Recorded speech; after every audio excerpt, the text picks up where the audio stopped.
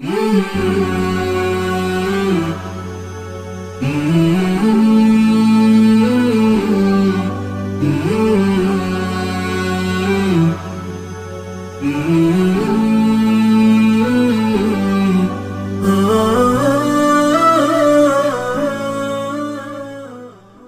کانال تلویزیونی ندای حق خوش آمدید.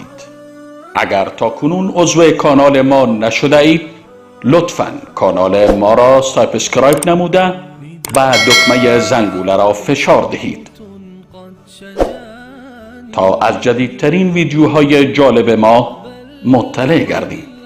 فراموش نکنید که با عضویت در کانال ندای حق و نشر و اشتراک گذاری ویدیوهای ما شما هم در مسیر دعوت با ما همکار می گردید.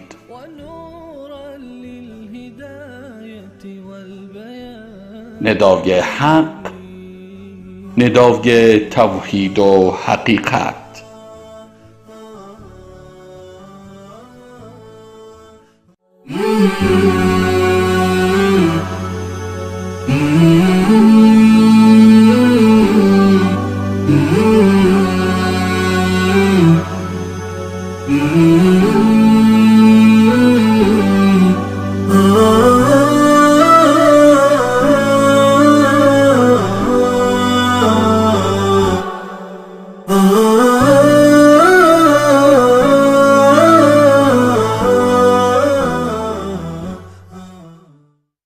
بسم الله الرحمن الرحیم. الحمد لله و صلاة و سلام علی حبیبنا و مولانا رسول الله و علی آله و صحبه و من والا.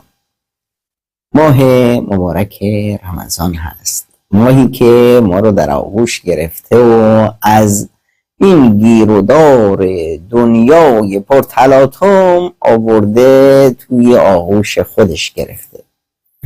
ماه سوره کهف، ما جوانها، ما مردم، ما انسانها فرار کردیم از این جامعه ظلم استبداد، از این جامعه پر از فحشا، از این جامعه‌ای که چشمه های جوشان فحشا توش زیاد هست. ما یوسفان زمانه ایم، از این جامعه‌ای که از هر سو به ما میگه هی تلک هی تلک، بیا در منجلاب گناه بیفت. از این سوشل میدیای انحرافی، از این تلویزیون ها و سریال های انحرافی، تمام اون چشمه های فساد و برکان های فساد و آبشارهای فساد که به سوی تو سرازیر شده، در اینجا ما در گیرودار این یهو چشممون میفته خداوند متعال کهف، غار رمضان رو به ما نشون میده که ای اصحاب کهف، ای افرادی که فرصت براتون ایجاد بشه که بیایید در داخل رمضان، بیایید یوسف باشید و بگید رب السجن احب الی مما یدعوننی الیه. بار الها این جامعه پر از فحشا منو به سوی فحشا میکشونه، من گوشه گیر بشم توی زندان برم برا من عزیزتره، من میخوام از این دنیا فرار کنم. ففروا الی الله. ما فرار میکنیم، همه جامعه اسلامی 2.5 میلیارد مسلمون فرار میکنیم از این جو پرتلاطم و پرفساد، میاییم وارد کهف رمضان میشیم. در رمضان مهم این است که ما چکار میکنیم؟ دروازه الله رو میزنیم، تق تق تق، اللهم یا الهی بار اله. دروازه الله رو میزنیم، از خداوند چی میخواهیم؟ رب اوزعنی ان اشکر نعمتک التي انعمت علی و علی والدی و ان اعمل صالحا ترضاه واصلح لی فی ذریتی انی تبت الیک و انی من المسلمین. بار الها به من یاریم کن، به من یاریم کن. بعد از هر نماز چی میگیم؟ اللهم اعنی علی ذکرک و شکرک و حسن عبادتک. بار اله منو یاریم بده تا شکرت رو بهترین وجه انجام بدم، ذکرت رو بهترین وجه انجام بدم، بهترین وجه رو عبادت بکنم. یاری از جانب الله میخوایم.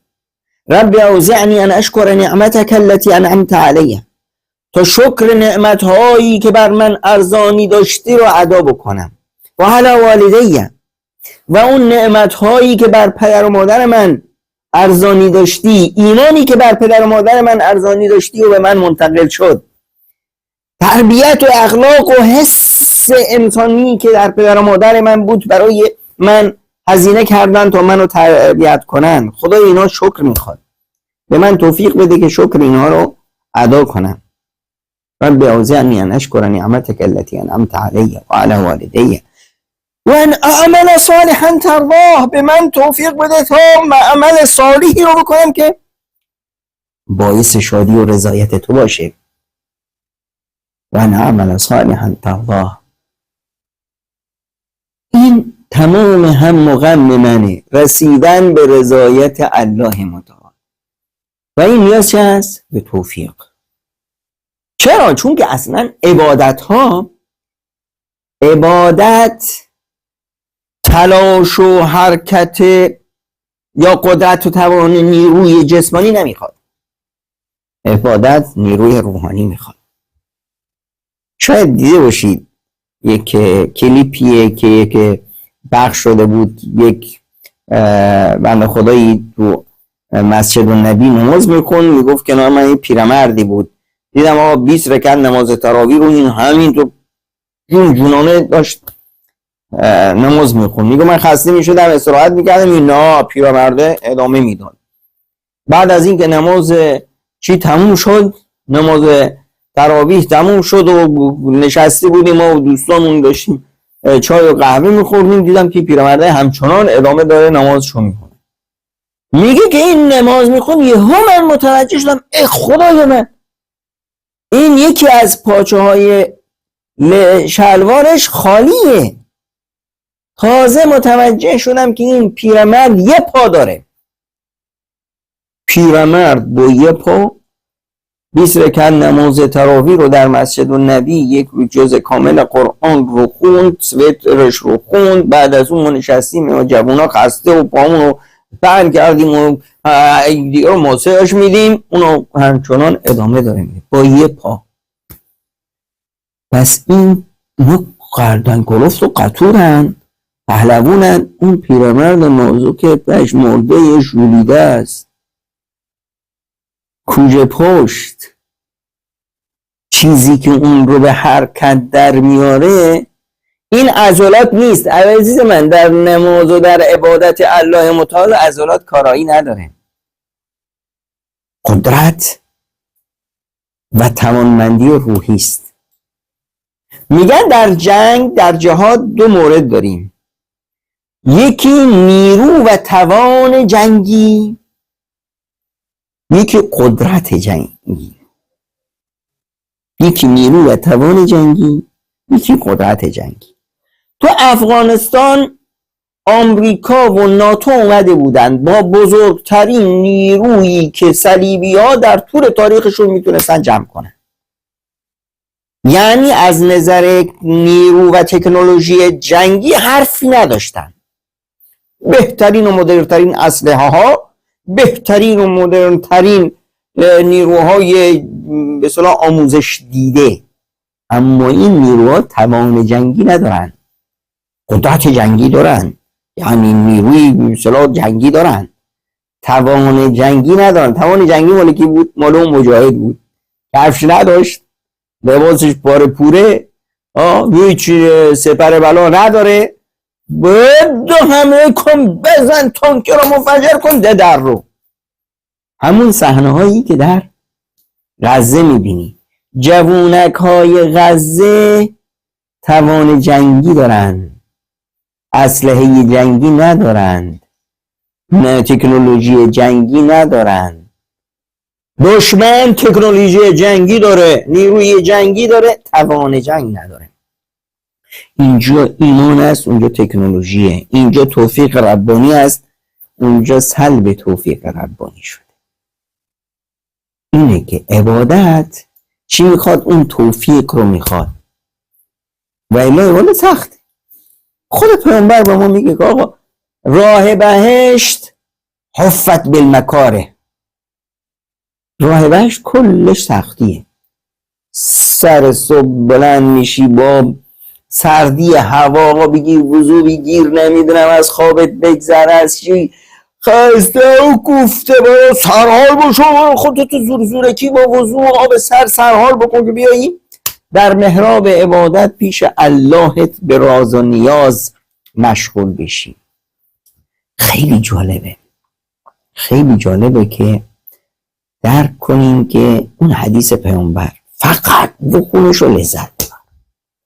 پیامبر میفرمایند ثلاثة یحبهم الله و یضحک الیهم و یستبشر بهم.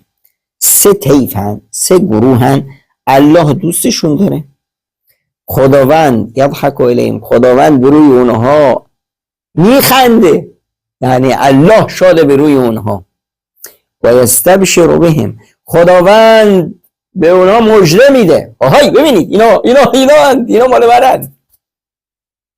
این سه طیف کدومن؟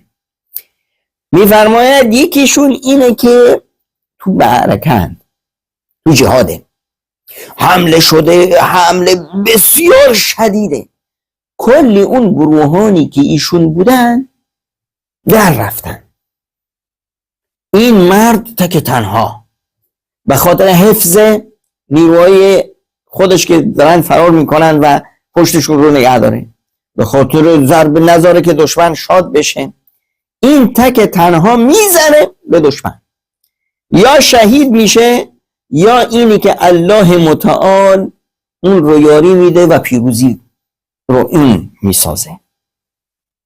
این فرد خداوند متعال وقتی که این چنین دلاور مردانه تو صحنه است به فرشتگان میگه که انظروا الی عبدی هذا، نگاه کنید بنده من رو نگاه کنید، کیف صبر علی بنفسه، چطور جونش رو فدا کرد، صبر و استقامتش واسه من، این منو میخواد.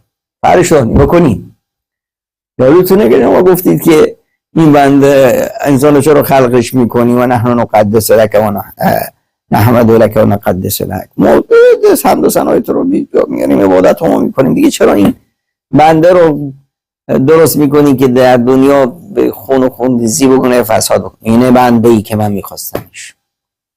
خداوند متعال اینو دوستش داره، بروش لبخند میزنه میخنده و مژده میدش، به رخ فرشته ها اینو میکشه. نفر دوم این فردیه که یه زن خوشگلی داره یا زنیه که مرد خوبی داره، همسر خوبی داره، بهترین همسر رو داره و فراش و رخت خواب بسیار نرم و ملایم و گرم و نرمی داره. با این وجود نیمه های شب همسرش رو رها میکنه، از آغوش همسرش میاد بیرون، میره وضویش رو میگیره، خودش رو آماده میکنه، میاد در بارگاه الله وای میسه. خداوند به فرشته میگه بنگرید به بنده من، اینه یذر شهوته و یذکرنی، این در طغیان شهوتش رو، خواسته های دلش رو، هوا و هوسش رو گذاشته کنار، اومده به درگاه من دست نیاز دراز کرده. اگر بخواد که میره میخوابه، با این وجود اومده به درگاه الله، بنگرید به بنده من. خداوند این بنده رو به رخ فرشته ها میکشونه و به روی این بنده میخنده، شاده و اونو دوستش داره. نفر سوم گروهی هم تو سفرن، میرن سفر، خسته و کوفته، تو سفر خسته و کوفته، خب دیر وقت شبه، میگیرن همشون میخوابن، زود که صبح باز بلند چی بریم ادامه سفر. در این میان یکی از همین مسافران خسته کوفته بلند میشه، دوستاش همه خوابیدن، میره وضو میگیره، میاد مشغول نماز میشه. این این در این سختی راه، در این مسیر باید میخوابید، اما نه، عبادت الله و راضی نیاز با الله براش لذت بخشتره. تتجافى جنوبهم عن المضاجع يدعون ربهم. تتجافى یعنی بین اون و بین فراشش این جفوتی هست، بیمهری هست. اون فراش میگه بیا عزیزم تو بغلم، میگه نه نه نه من چیزی دیگه برام عزیزتره، شیرینتره. مناجات با الله متعال. این فرد خود دوستش داره و بهش میخنده، به روش میخنده، خنده رضایت، شادی، و مژده میده بهش. ببینید بنده من به رخ فرشته میکشه. رمضان هست، نماز تراویح رو خوندی، خستگی روز کار، عبادت ها، بعدش همه میخوابن، نیمه های شب قبل از سحر تو بیداری و به راز ناز مشغول است. خدا دوستش داره، خدا از این کارت راضی است. رضایت الله متعال ما رو میکشونه به چی؟ شاد باشیم. رمضان ماه شادی است، رمضان ماه خوشحالی است. باید ما رمضان رو ماه جشن و شادی خودمون بدونیم. چرا؟ چون که ما در ماه رمضان شادیم، چون که خدای ما از ما شاده. ما راضیم چون که خدا از ما راضیه. رمضان اینه. پیامبر اکرم صلی الله علیه وسلم میفرماید که در رمضان درهای بهشت بازه، درهای جهنم بسته است. درهای بهشت بازه، درهای جهنم بسته است. یعنی یعنی این وضعی که الله ازش خوشنوده، این وضع خدا میخواد. چون که خدا راضی است و خوشنوده این فرصت رو به ما اینجوری داده. پس ما خوشنودیم و شاد. برای چی؟ برای این که الله شاده. یعنی شما تصور بکن وقتی الله خوشحال میشه چقدر خوشحالی تو و خوشحالی الله به هم ربط داره. پیامبر اکرم صلی الله علیه وسلم میفرمایند حکایت یه مردی، یعنی میزان خوشحالی الله در بازگشت بنده به سوی الله. وقتی که تو برمیگردی به سوی الله، وقتی که تو توبه میکنی و برمیگردی به سوی الله. ماه رمضان ماه توبه است، ماه بازگشت به سوی الله است. همه در ماه رمضان به سوی الله برمیگردن. همون بدترین گناهکار به سوی الله برمیگرده. یا ایها الذین قل یا عبادی الذین اسرفوا علی انفسهم لا تقنطوا من رحمت الله ان الله یغفر الذنوب جمیعا. ای بندگان من، قل یا عبادی، بندگان من، ای بندگان من که در گناهتون اسراف کردید، یعنی همه حد و مرزهای گناه رو پاره کردید، از رحمت الله متعال ناامید نشید. ان الله یغفر الذنوب جمیعا. خداوند تمام گناهان رو میبخشه، جمیعا همه گناهان رو خداوند متعال میبخشه. شما از رحمت الله ناامید نشید، خداوند همه گناهان رو میبخشه. پس برگردید به سوی الله. این خوشحالی الله چطوریه؟ وقتی شما به سوی الله برمیگردید، اگر شما یواش یواش گام به گام به سوی الله برید، الله سریع به سوی شما میاد. اگر شما بدوید، هروله بکنید، الله میدوه به سوی شما. این تصویر مجازی رو در ذهن داشته باش. چطور خدا من پیامبر این تصویر دیگه میده. میگه که تصور بکنید یه آقایی رفته سفر، تنهاست، سواریش اسب، شترش، خب بار و بنش همش روی اسب، خسته شده یه جایی استراحت میکنه. وای میسه که استراحت کنه زیر درختی، تا استراحت میکنه اسب رم میکنه. اسب رفت که دیگه اثری ازش نمون. ای بابا من چیکار کنم؟ چند صد کیلومتر راه دیگه جلو روز، نه الان سواری دارم نه آذوقه، تمام آذوقه و هر چه دار و ندار بود اصلا با خودش برد، نه آبی نه خوردنی نه هیچ. موندم من تنها تو این صحرای بی ساحل. خب چیکار کنم؟ برم تو این صحرای داغ بمیرم؟ بهتر همینه که زیر همین درخت بخوابم، همینجا بمونم تا بمیرم، حداقل سایه‌ای که هست. میگه این آقا ناامید شده، تماما راهی نیست، راه نجاتی نیست. رفتن یعنی خودکشی در صحرای داغ، موندن یعنی خودکشی در زیر سایه. این بهتر. این آقا فقط منتظر مرگه، ناامید. میگیرم اینجا خوابیده، یهو صدایی رو میشنه، چشاشو باز میکنه، میبینه که اسبه اومده بالای سرش، بلند میشه، مهار اسبش رو میگیره، اینقدر خوشحاله که عقلش از سرش داره میپره، میخواد پر بگش از فرط خوشحالی. از فرط خوشحالی میخواد شکر الله رو به جا بیاره. اشک ریزان به سوی آسمان دراز دستاش دراز کرده، میگه خدایا شکرت، مولا تو رو شکرت، من خدای تو هم و تو بنده منی. از فرط شادی نمیدونه چی داره میگه.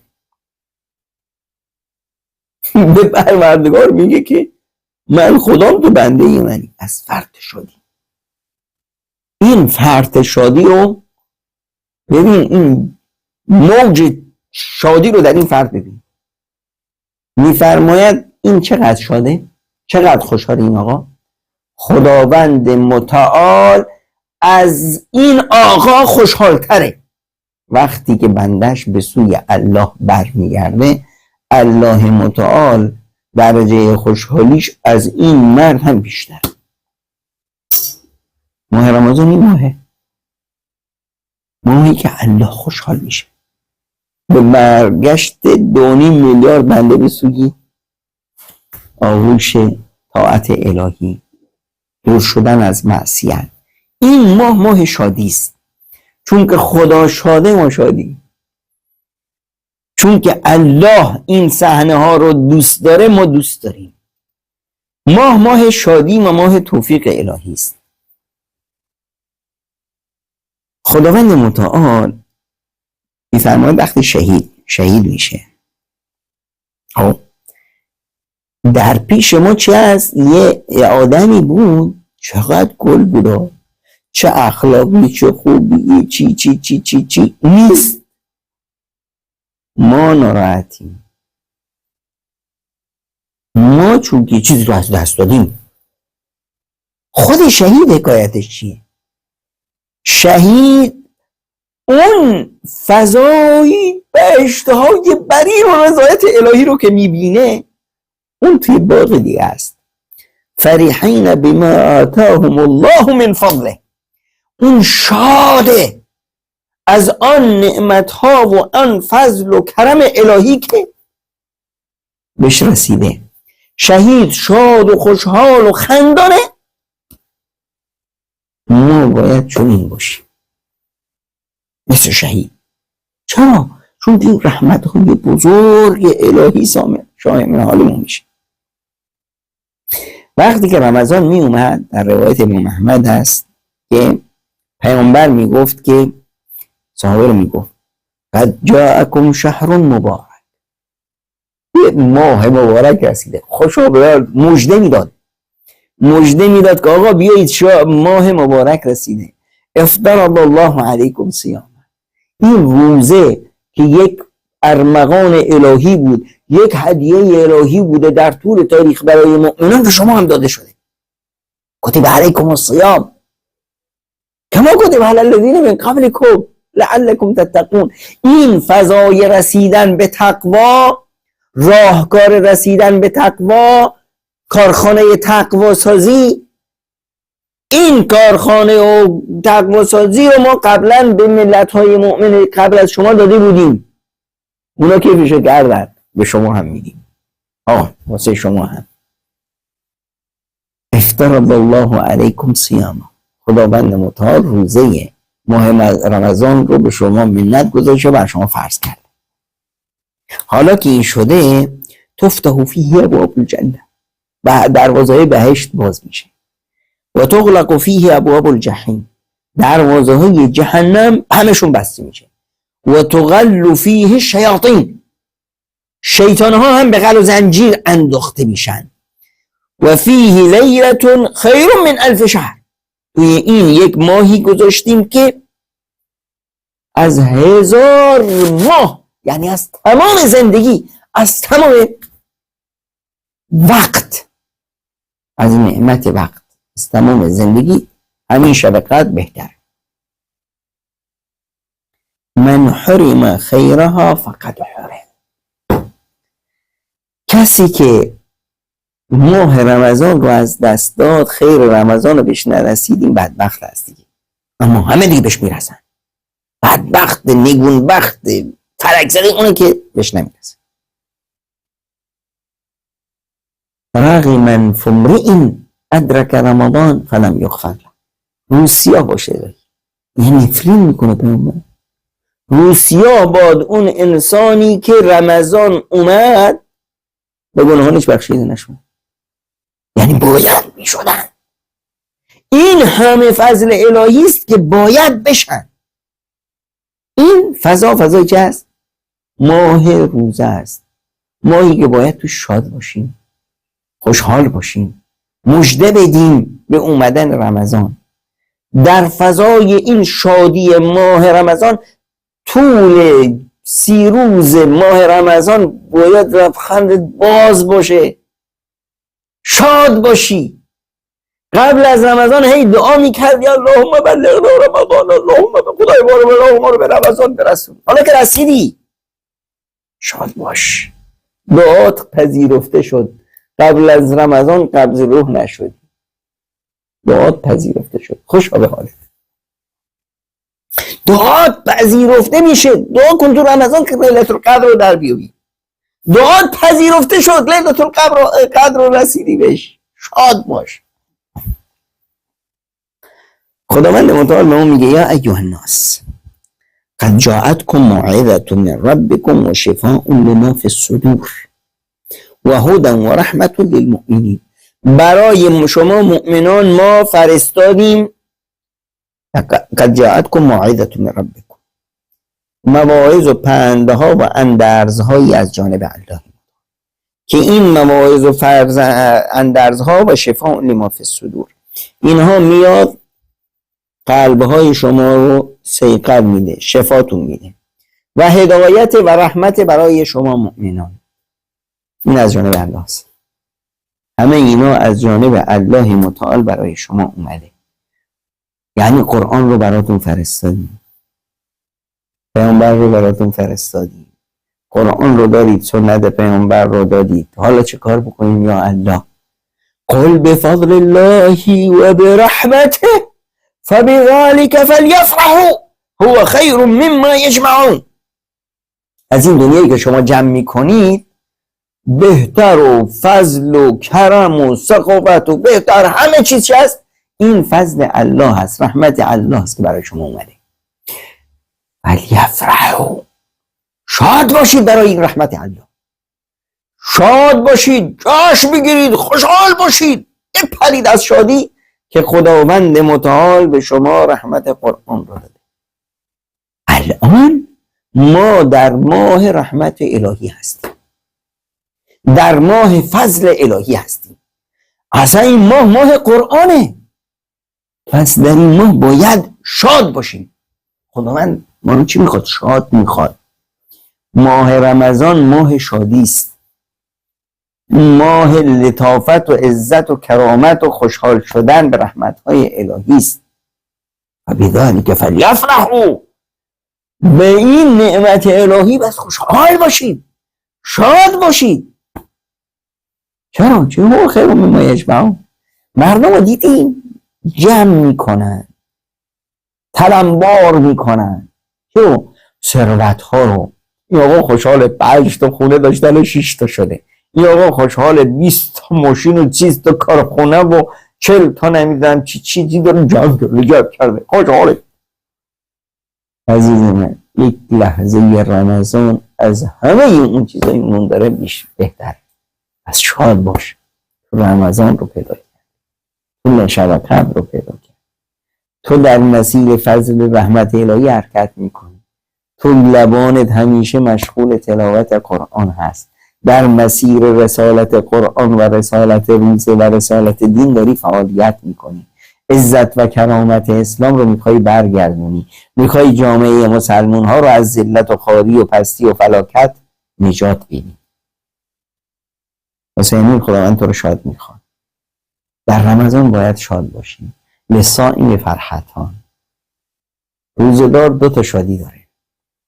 یه شادیش همینه که افطار میکنه، همینی که احساس میکنه که در اون نعمت الهی و فضل الهی غرقی. باید شاد باشه.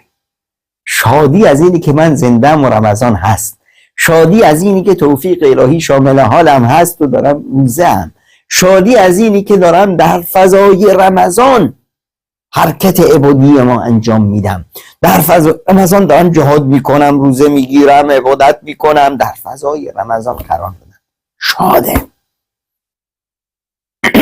این فضا رو باید همه درش حسش مهمه.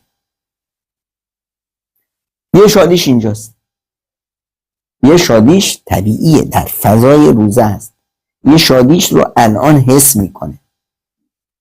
اذا افطر فرح بفطره، وقتی افطاریشو میخونه ساده، الحمدلله الله توفیق داد، یه روز روزه گرفتم، الحمدلله یه روز اونجوری بودم که خداوند دوستم داشت، به من افتخار کرد.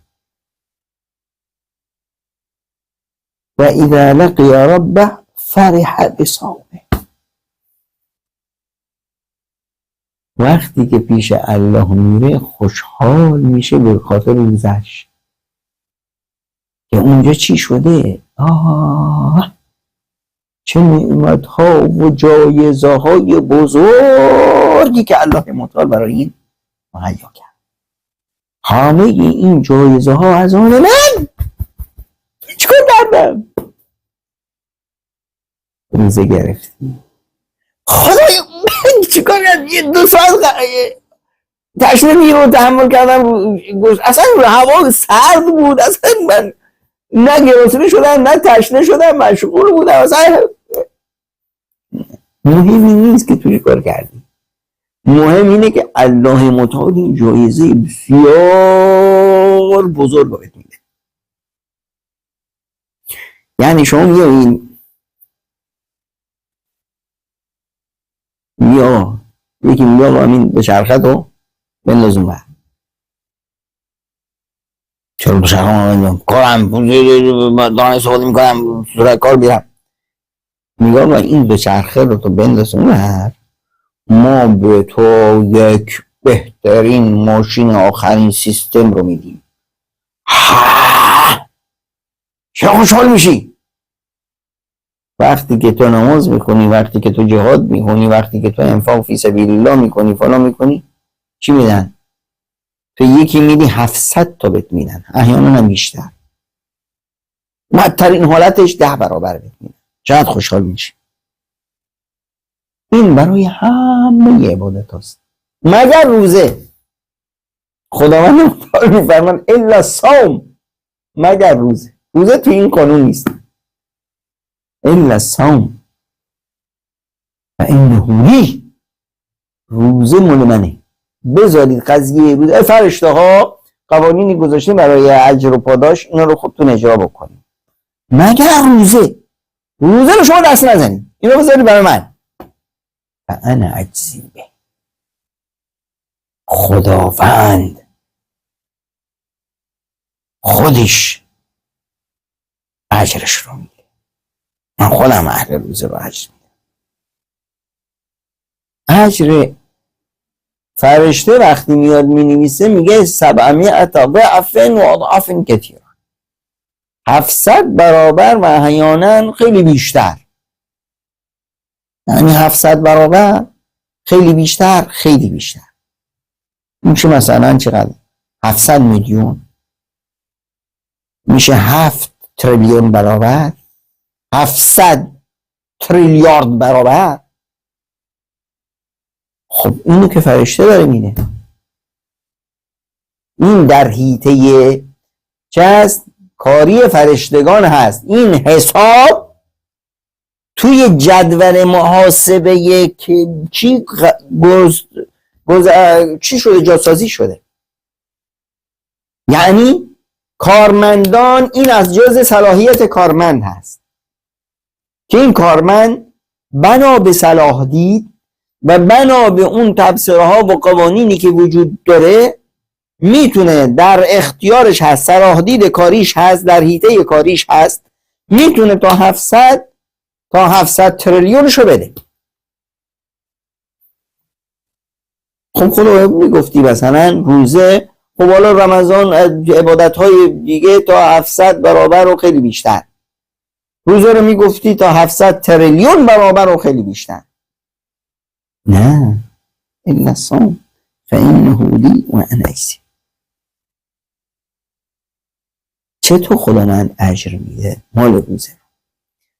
خداوند در مورد عبادتی که این روزه، اون عبادت تو شکم روزه هست، یه عبادتی هست که روزه یه جزی از اون عبادت در شکم روزه است. یعنی اون عبادت توی شکم روزه است. عبادت روزه خیلی فراتر از اونه. اسمش هست صبر. یعنی ما در روزه 1000 نوع عبادت داریم، یکیش صبره. برای فقط همین صبر خداوند متعال میفرماد انما یوفی الصابرون اجرهم بغیر حساب. خداوند متعال صابران رو اجرشون رو میده بدون حساب. یعنی چی؟ یعنی آقا چک سفید برو. آقای صابر، تو حساب کتاب خارج از حساب کتاب، یعنی روز قیامت همه میزان و حساب و کتاب و آقا بازخواسته. افراد میان سرشون بالا گرفتن، آقا مسیر بهشت کدوم وریه؟ کجا؟ میخوایم بریم بهشت؟ عزیز من برو تو صف، اونجا حساب و کتاب پس بده بعد برو بهشت. آقا ببخشید ما از اونا نیستیم، ما میخوایم مستقیم بریم. مگه چی آقا؟ شرهر در که خود مستقیم بره؟ آقا ماییم صابریم، ما فرشته هایم. بفرمایید خب بفرمایید انما یوفی الصابرون اجرهم بغیر حساب. بغیر حساب. این مال کی هست؟ مال صابر. هر روزه‌داری صابره، هر روزه‌داری صابر. هر صابر روزه‌دار نیست، اما هر روزه‌داری صابره. چرا که هر روزه‌داری 1000 تا عبادت انجام داده با روزه‌اش، اطاعت الله رو انجام داده، روزه هست، از 1000 نوع حرام دوری کرده، همین نوع اجرها. بعد ذکر خدا کرده، قرآن خونده، نمیدونم اطاعت الله کرده، همه اینو عبادته. من جمله این عبادت رو صبر هم کرده. صبر اینقدر اجر داره. روزه آقا در بهشت یک دروازه‌ای هست، یک در ویژه، یه در ویژه است در بهشت، اسمش هست باب الریان. روزه‌دارا اینقدر پیش خداوند مهمن، عزیزن. دروازه‌های بهشت، جلال و عظمت دروازه‌های بهشت رو خودت تصور بکن. اما این روزه‌دار پیش الله از اینقدر عزیزه که براش یه دروازه خاص، یه دروازه ویژه گذاشته که این دروازه فقط مال روزه‌داراست. از این دروازه هیچ که وارد نمیشه، نه پیامبری، نه شهیدی، نه نمیدونم صدیقی، نه نه نه نه، فقط اون کسی که روزدار بود. پیامبر روزدار فقط از اینجا وارد میشه، شهید روزدار از اینجا وارد میشه. اگه شهید بود و روزدار نبود، طرف مسلمون شده قبل از رمضان شهید شد، از اینجا وارد نمیشه. ولی حکایت این جایگاهشه. پس مواظب باشیم که زرق و برق دنیا، نمیدونم فیله های دنیا ما رو گمراه نکنن. میدونیم فیله های دنیا چیه؟ یه کتابی در کتابخانه داریم به نام موطا. موطای امام مالک اینجا نیست، میگود نشونتون میدادم. در موطای امام مالک یه چیزی رو شما میتونید ببینید، کتاب الموطا از امام مالک. در این کتاب میایید میبینید که امام مالک نوشته روی چی؟ موطای امام مالک به روایت یحیی ابن یحیی اللیثی الاندلسی. عجیبه ها. امام مالک امام دارالهجره هست، یعنی مرکز آموزشی و رهبریت و امامت امام مالک تو مدینه منوره بود. تو مدینه جایی هست که همه مسلمان ها توی رد میشن، یعنی شاگردای امام مالک هزاران هزار نفر بودن. همین این هزار نفر در مکتب امام مالک نشستن، همه احادیثی که امام مالک نقل کرده رو نوشتن، شرحشون و فلان، و امام مالک اینجوری گفت و اینجوری گفت. از جمله شاگردان یک شاگردی که از اندلس اومده، یعنی از اسپانیا، یک شاگرد اروپایی اسپانیایی اومده در مجلس امام مالک نوشته. اینشون هم مثل بقیه نوشته امت اسلام این هزاران هزار نسخه ای که از امام مالک به میراث برده شاگردان نوشتن، هیچی که از اینا رو امت اسلام قبول نکرده، مال یحیی ابن یحیی لیثی رو قبول کرد. خداوند متعال موطا رو حفظ کرده، چون حفظ سنت رسول الله است. خداوند وعده کرده که انا نحن نزلنا الذکر و انا له لحافظون. ما این قرآن رو فرستادیم و قرآن رو حفظش میکنیم. قرآن، حفظ قرآن لازمش حفظ سنت رسول الله است. خداوند سنت رو حفظ کرده. یه چیزی از سنت موطا امام مالک هست. خداوند موطا امام مالک رو حفظ کرده. هزاران هزار نسخه داریم، اما بهترین نسخه ای که امت اون رو گرفته و به اصطلاح قبولش کرده، اولویت داده بر نسخه های دیگه، برتری داده بر نسخه های دیگه، نسخه یحیی ابن یحیی اسپانیایی هست. چرا این اسپانیایی اینقدر از بین عربا، از بین بچه خارا بچه همونای امام مالک خودش، از بین بچه های مدینه و مکه و اینا، این آقا بله. میدونید از شاگردان امام مالک امام شافعی هست، یعنی ما موطایی به روایت امام شافعی که قبول شده باشه و اینجوری باشه نداریم. موطای لیث امام شافعی هم نوشته، خب اون هم حفظش کرد. و امثالهم کثیر. ویژگی این یحیی رو میدونی چیه؟ یه روز امام مالک نشسته توی مجلس و دارن در مسجد نبی صلی الله علیه وسلم باید تدریس میکنه. اهل مدینه فیل ندیده بودن. تو مدینه که فیل نیست، جنگل نیست، فیل بیاد بوده مدینه رو کلشو میخوره. فیل توی از تو جنگل ها و تو جاهایی هست که شکم فیل رو چی میتونه سیر کنه. یه بار افرادی حالا با هر سبب یه فیلی آورده بودن مدینه. شیون فیل بالا شد. برای بچه هایی که توی مجلس امام مالک نشسته بودن با صدای فیل رو شنیدن، یکی از دور پوچی کرد آخه فیل آوردن.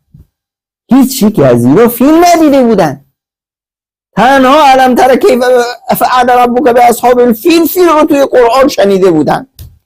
این فیل چه شکلیه، چی هست ندیده بودن. طفلکو همه امام مالک داره درس میده، درس رو رها کردن، در برو ببین فیل چیه. تنها یه شاگرد بود که قلم به دست چشاش دهن امام مالک مینوشت، گفت نه انگار که فیلی اومده خبری شده. همه شاگردا رفتن، یه نفر امام مالک رو کرد بهش گفت یحیی همه دوستات رفتن فیل رو تماشا کنن، تو چرا نرفتی؟ گفت اماما من از اندلس، یعنی از اسپانیا میدونی چی؟ یعنی بعد از مراکش اون تنگه رو رد میکنی جبل طارق اونور، اشبیلی و قرطبه و تو طرف پرتغال که میره، از اونجا این آقا اومده به مغرب، به مراکش امروزی، به الجزایر و لیبی و تونس و این کشور رو رد کرده، اومده به شرق و نمیدونم عراق و فلان و اومده تا رسیده به مدینه منوره. چند هزار کیلومتر رو اون آقا اومده.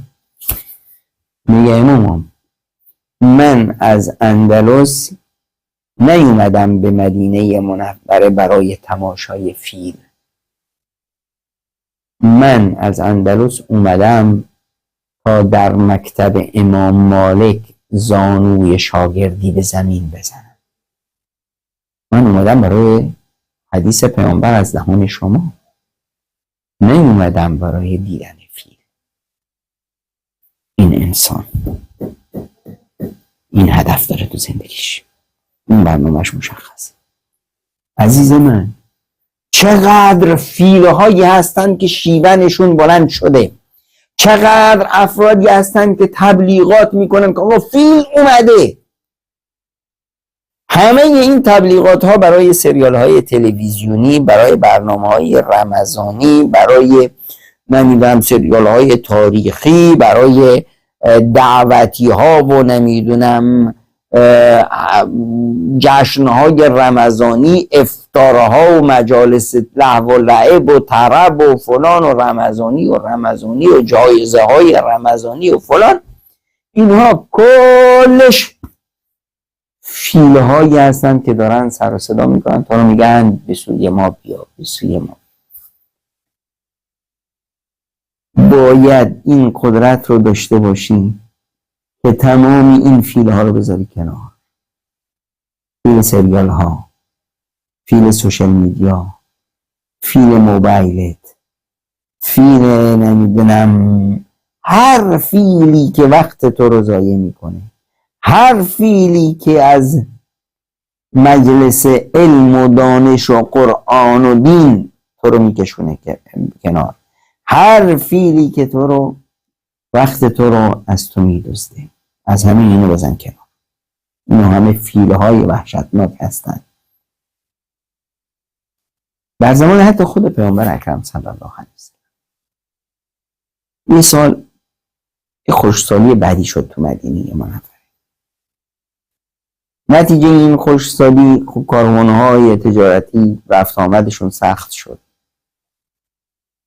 دخول کالا به بازار بسیار کم شد، قیمت‌ها رفته بود بالا، گرونی شده بود، سخت بود. در این شدت و بلایی که مردم توش زندگی میکردن یهو اون تبلها رو به صدا در آوردن. این تبلهایی بود که رمز اینی بود، اعلام میکردن که مثلا یه خیری اومده، کاروانی می اومد، چیزی می اومد، یک شیپور تبلیغی دادن که مردم خبر بشن. دهیه کلبی که از صحابه تاجر زبردست و گردن کلفتی بود، ایشون یک کاروانی از کاروانهاش که به سرزمین شام رفته بود برگشت. کاروان دهیه کلبی وارد شهر می شد، سر و صدا بلند شد. این وقتی که پیامبر اکرم صلی الله علیه و سلم کجاست؟ روی منبر داره خطبه میخونه. همه اینایی که زیر منبر نشستن متأثرند از این وضعیت. حالا کاروان دهیه اومده، الان چی میشه؟ جمله فروشی شروع میشه. همه میان جمله فروشی خرید میکنن، بعد دیگه میبرن دکانای خودشون، تو مجبوری بری از اون دکانا بخری. الان جمله فروشی دیگه، بازار جمله است، تازه کاروان اومده. چی آردی رو که الان 2 دینار میگیری فردا باید 3 دینار از دکانا بخری. همه پیامبر رو روی منبر راه کردن، برو که چیزی بخریم واسه خونه زندگی. همین تصویری که الله متعال به ما میده. و اذا رأوا تجارتا او لهوا انفضوا الیها، اگر تجارت و بازی و سرصدا و چیزی بود به در رو میرفتن اونجا. و ترکوک قائما، و تا پیامبر رو تنها روی منبر رها کردن. قل ما عند الله خیر من اللهو و من التجاره، این چیزی که در پیش الله هست از تجارت و از لهو و لعب و سرگرمی و خوشی و شادی و اینا بهتره. والله خیر الرازقین، روزی دهنده الله هست. تو فکر نکن که اینجا نرفتی روزی قطع میشه. خداوند خیر الرازقین هست، بهترین روزی رو الله میده. در این فضا فقط 12 نفر در مجلس پیامبر میخ نشستن، حواسشون به پیامبره. اصلا که صدای شیپوری شنیدن، اصلا که براشون چی مهمه، مثل امثال ابوبکر آمد. 12 نفر نشستن، یعنی در مسجد از زن و مرد هیچی نمون، فقط 12 نفر. پیامبر اکرم صلی الله علیه وسلم فرمود والذی نفس محمد بیده، سوگند به آن ذاتی که جان من محمد در اختیار اوست. لو تتابعتم حتی لم یبق احد منکم، اگر همتون پشت سر هم بیرون میرفتید تا هیچ کسی نمیمون اینجا، لسال بكم الوادی نارا، این آتیش میومد کل این شهر شما رو از بین میبرد. یعنی عذاب الله بر شما نازل میشد، تمام شهرتون ذوب میشد و از بین میرفت. به خاطر شما 12 نفری که اینجا موندید، خداوند متعال کل این جامعه رو از عذاب نجات داد. هنوز تو جامعه جوهر خیر هست. پس مواظب باشیم اجازه ندهیم که فساد همه جامعه رو بگیره، که محبت و عشق دنیا همه جامعه رو بگیره، گم شدن در هوا و هوس دنیا همه قلبها رو بدزده. نه، توی انسان مؤمن، هر چه تعدادتون کم باشه، این 12 نفر بیشتر نیستن، شما انسانهای مؤمن، شما رمز و ضمانت حفظ جامعه از بلا هستی. سپر بلای جامعه بزرگ همون درصد بسیار کم مؤمنان هستن. پس این مؤمن قدر خودت رو بدون. اقبال لاهوری شاعر مشرق به ابیات بسیار زیبایی داره، میگه که در موردش انسان مؤمن، انسان الگو، دعوتگر به سوی الله، میگه انت کنز الدر والیاقوت فی لجة الدنیا و این لم یعرفوک. ای انسان مؤمن، ای انسانش فریخته، ای دعوتگر، ای داعی، ای مؤمن، ای صالح، ای نیکو، ای اونی که چشای دنیا به سوی توست. انت کنز الدر والیاقوت، در این گیرودار دنیا، در این تلاطم فساد و فحشای دنیا، تو گنجی. گنج توی، مروارید توی، طلا و جواهر توی، الماس دنیا توی. انت کنز الدر والیاقوت فی لجة الدنیا و این لم یعرفوک. حتی اگر این جامعه قدر تو رو ندونن، قدر زرگرداند و بس، اینو زرگرد نیستن که قدر تو رو بدونن. محفل الاجیال محتاج الى صوتك العالی و این لم یسمعوک. این جمهور و این مردم نیازمند سرای بلند تو ان محفل الاجیال، محتاج، نه این صدای بلند تو رو نیازش دارن و این لم یسمعوا، حتی اگر گوشت نکنن، حتی اگر به تو توجه نکنن، اینا نیازمند تو هن. پس عزیز من، این رمضانی هست که تو اومدی ای مرد مؤمن که جامعه رو خداوند متعال داره سوق میده، رمه رمه جامعه به سوی صدای حق میاد. کی اونا رو سوق میده؟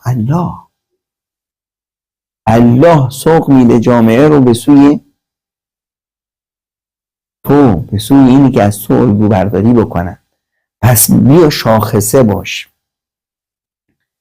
رمضان تمام تلاش اهریمن، دشمنان برای اینه که رمضان رو از تو بدزدن. دشمن چیکار کرد؟ دشمن تلاش داره جامعه رو بدزده. چرا؟ چون که دولت رو خدا کرده، خدایی دولت. حالا که چون دولت خداست، شما نمیتونی خلاف قانون دولت بری، خلاف قانون الله بری مهم نیست. آقا روزه نگیرند، اگر برخی روزه نگیرند در جامعه چی میشه؟ هیچ کار نداره آقا، اختیار خودشون هست، روزه میخواد بگیره نمیخواد بگیره، میخواد بخوره نمیخواد نخوره. خب چرا؟ چون که دولت میخواد خودش خدایی بکنه، روزه از جانب دولت نیست. حالا اگر آزادی هست، آزادی بیان دیگه، آزادی هر فردیه، فرد آزاده. پس بیایید ما آزادیم توی این کشور، پرچم اون کشوری که اینجا اسمش هست دشمن، این دولت که رو دشمن خودش معرفی کرده، بیاید پرچم همون دشمن رو بگیریم و تو خیابونا حرکت بکنیم. بیایید پرچم همین دولت رو آتیش بزنیم، چه اتفاقی میفته؟ بیاید عکس رئیس پادشاه رو آتیش بزنیم، چه اتفاقی میفته؟ اینجا نمیگن که شما آزادید، اینجا میگن امنیت ملی رو به مخاطره گذاشتید. آقا بگیریدش، اعدامش کنید، زندانش کنید، شکنجهش کنید فلان. تو میایی پرچم ما رو آتیش میزنی. پس اینجا یه چیزی فراتر از جامعه هست. ارزش‌های اجتماعی، ارزش‌های اجتماعی اجازه نمیده که تو بیایی پرچم این دولت رو آتیش بزنی. پس نباید اینجا دولت الله باید باشه، چون که دولت الله هست. این جامعه مسلمونه، برده کسی نیست. در جامعه مسلمون ارزش‌های اجتماعی اقتضا میکنه که کسی در ملأ عام روزه نخوره. میخوای روزه نگیر، برو تو خونه خودت، برو تو دستشویی، اونجا هر چی میخوای بخور. اما در ملأ عام حق نداری. چرا؟ چون اینجا ارزش‌های اجتماعی رو زیر پا گذاشته. آقا من مسافرم. مسافری؟ برو در یک جای پنهان، معذوری در روزه داشتن، پیرمردی افتاده ای، زن نمیدونم در روزهای به اصطلاح ماهیانه خودت هستی، روزه بر تو فرض نیست، برو در یک جای پنهانی بخور برای حفظ ارزش‌های اجتماعی. اینجا سلطان الله هست. دولت ها با فیلم ها و برنامه های رمضانی و نمیدونم مجالس افطاری و فلان تلاش دارن خودشون رو غالب کنند بر تو، مرزها رو بشکنن تا به زور وارد کیان روزه تو بشن. این دولت روزه و حکم الله رو بدزدن، تابع حکم خودشون بکنن. همینه که شما میدونید بعضی از فرعون ها با روزه مشکل دارن. چرا؟ چون میدونن روزه از سلطان الله هست. اونا میخوان جامعه رو برده خودشون بکنن. در رمضان اینجا مشخص میشه که ما بنده اللهیم. همه این سلطان و قدرت دولت ها متلاشی میشه. کسی که سوت روزی را میزنه هلال است توی آسمون. پس ماه رمضان ماه شادی آزادگان هست، ماه خوشحالی ما که باز آزادی خودمون رو کسب کردیم، بردگی بندگان رها جستیم و شدیم بنده الله. شاد باشیم به شادی الله، شاد باشیم به ماه مبارک رمضان، شاد باشیم به اینی که الله متعال ما رو توفیق داده و ما رو پذیرفته. خوشا به حالت.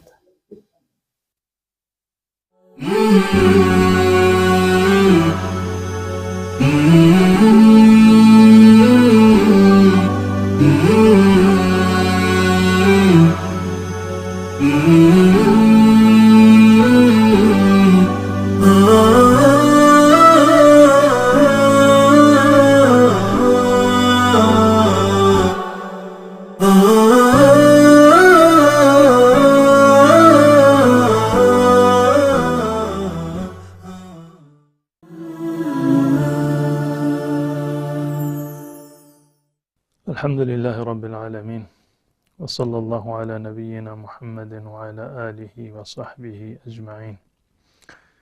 دوستان و عزیزان گرانقدر، السلام علیکم و رحمت الله و برکاته.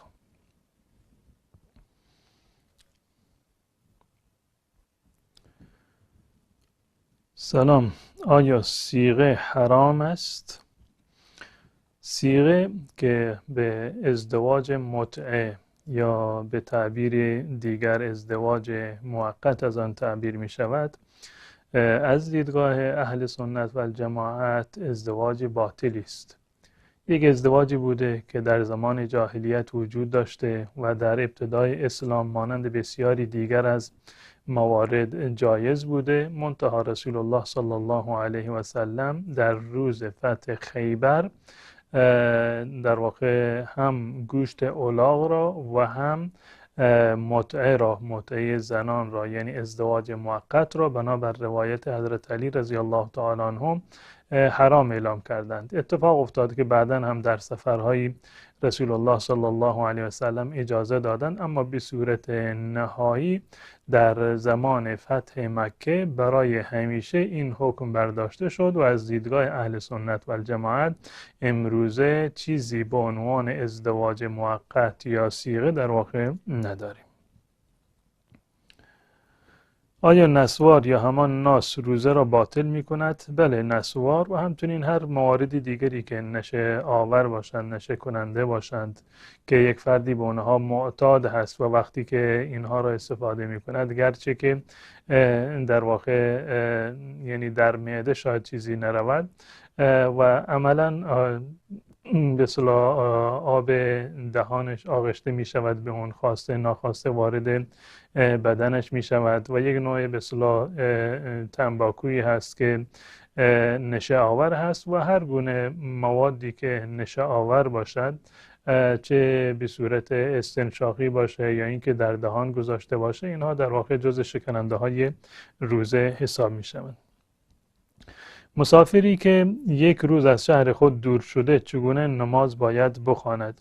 اگر مسافت سفر 80 کیلومتر به بالا هست، نماز را باید قصر بخواند. نماز را قصر بخواند یعنی این که نماز فرض 4 رکعتی را 2 رکعت بخواند و اگر در مسیر سفر هست میتواند که به اصطلاح نمازها را جمع هم بخواند. نماز ظهر و عصر را یک جا بخواند و مغرب عشا را یک جا بخواند. این هم جز رخصت هایی هست که در سفر به فرد مسافر چنین اجازه‌ای داده شده.